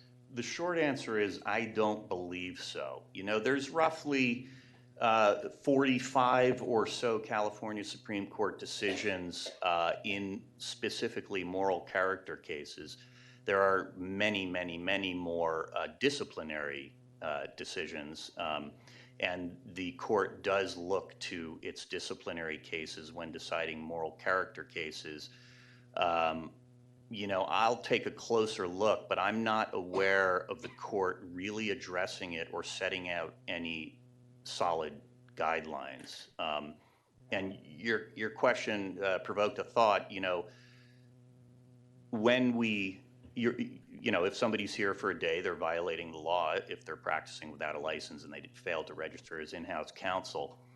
If we allow that person, or even someone who's here for 6 months before they do it, if we grant them a positive moral character determination, I just want to note that's not the equivalent of us saying it's okay to violate the law for 6 months, because we are simply making a moral character determination. That person is still subject to prosecution in theory. But I'll take a look at the cases more closely and see if I can find anything. If I could just add, when David says this is something that we need to grapple with, this is something that we in fact will be grappling with over the next couple of moral character working group meetings. At the next meeting next week, we'll be starting a discussion of some decision matrices that we expect that the working group will develop for recommendation to CBE for how we consider the guidelines for considering various issues, including UPL. That's sort of on one of these decision matrices. So we are currently grappling with it, and through that process of the recommendations from the moral character working group to the Committee of Bar Examiners, we'll have a fuller discussion at that time about sort of all of the guidelines, including the ones on UPL. Yeah, that's a good point, Donna. The matrices that we're developing will ensure, again, that we apply whatever standard is decided upon consistently, so that applicants are treated fairly and so that there's transparency. And you know, applicants, while everybody is an individual and each case is a little different depending on the circumstances, we can at least provide transparency with respect to how we sort of structure our decision making. Larry? Yeah, as a member of the committee, we're definitely seeing more of the registered in-house counsel folks, because, you know, there's been such an increase in international business, and especially California with technology and entertainment and all this. So all these people relocating from all kinds of New York and other parts of the country, and it's interesting. We're seeing those, and we're seeing a lot of folks. They're just not on top of it, either the individual themselves or the companies. I think a lot of times the employers of these folks are not taking the responsibility that they need to take to make sure that these folks are given the guidance that they need so that they adhere to the regulations. They just let them kind of like, you know, do it on their own, and often they just don't know. So we're seeing more of that. Yeah, that brings up a couple of important issues. One being, we may want to consider and are considering some sort of outreach to these corporations so that they do take a more active role in the process. And then the second point being, if an individual applicant is denied a positive moral character determination and is not allowed to work as registered in-house counsel because of a failure to register in the past, that affects that person heavily. It may or may not affect the corporation. You know, multi-billion-dollar corporation with 1,000 attorneys is not going to feel the pain in the same way the individual applicant does. But those, yeah, thanks for bringing that up. I mean, those are additional issues. Question. Hi, David. Thank you for that presentation. It gave a lot of, for me, going at it from an opposite, where I went to informal conference and now I'm understanding what all that is. I think it's been very helpful. Part of my question is some of the discussion we've had in the past is about the process of becoming an attorney here, and part of it is the registered in-house counsel, where there's not a clear process And so I was wondering, and this is related to like disclaimers in your emails. So do we have like a guide or some type of tool that that's provided to these individuals seeking to become practicing attorneys in California? The instructions do state that they do need to file like the moral character application and the registered in-house counsel application. I think something that we hear from applicants is that some jurisdictions have strict guidelines, like you must apply within 6 months, or we don't have that. You know, but as soon as they essentially have residence here is when they should be applying. So maybe the FAQs, because there are some on this topic specifically, could be updated to provide more guidance. So. Yeah, I was looking and I didn't find anything, but I do recall David said there was somewhere to reference. I just didn't know where to go, but that's Yeah. part of where my question comes from. It is true. There are decent FAQs on the State Bar website, and we can certainly work to make those more clear, and not only more clear, but easier to find. But the information is there if an attorney from another state desires to find it. I would guess they would be able to, but we can certainly make those rules more clear. Well, and just to address that issue, on our admissions website, there's a whole special admissions category, and all of the special admissions entry pathways are in there. So that would include the MJP categories. So this would include registered in-house counsel, registered legal aid attorney, the registered military spouse attorney, as well as FLCs. Oh, okay. I found it now. I had another question, but I just lost my train of thought. But what is being, so when we look at the other jurisdictions, is our process similar or is it profoundly different? Is it more complicated because California has its additional complications and regulations? Or are we kind of, you know, within that area? I'm not very familiar with the processes in other jurisdictions at this time, but to the extent I am, they tend to have similar processes, but it really depends on the jurisdiction. Sorry for the vague answer, but No worries. I could take a look at that, get back to the committee. Okay, thank you so much. I appreciate it. Sure, and I just want to quickly add something I forgot to say in the beginning, which is under the new rules of professional conduct that were adopted November 1st, 2018, I believe. Yes. Rule 5.5 provides that not only does it mirror, it correlates with Section 6125 in that you're not allowed to practice in California without a license, but it also says that a lawyer admitted to practice law in California shall not practice law in a jurisdiction where to do so would be in violation of regulations of the profession in that jurisdiction. And I just wanted to note that because that means that if a California licensed attorney goes elsewhere and practices without a license in that jurisdiction, that person can be disciplined in California, which is just an interesting addition to the statutory prohibitions. Any further questions? Okay, thank you. Thank you, David. Right now would be a good time to take a lunch break, and we'll reconvene in 30 minutes. Oh, it does conclude open. Thank you.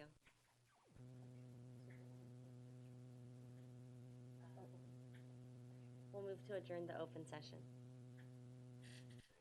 Thank you.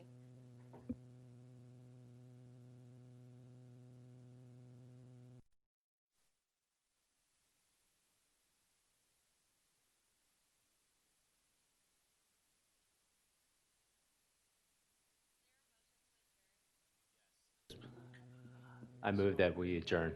Second. Thank you. All in favor? Aye. Any opposed? The motion carries.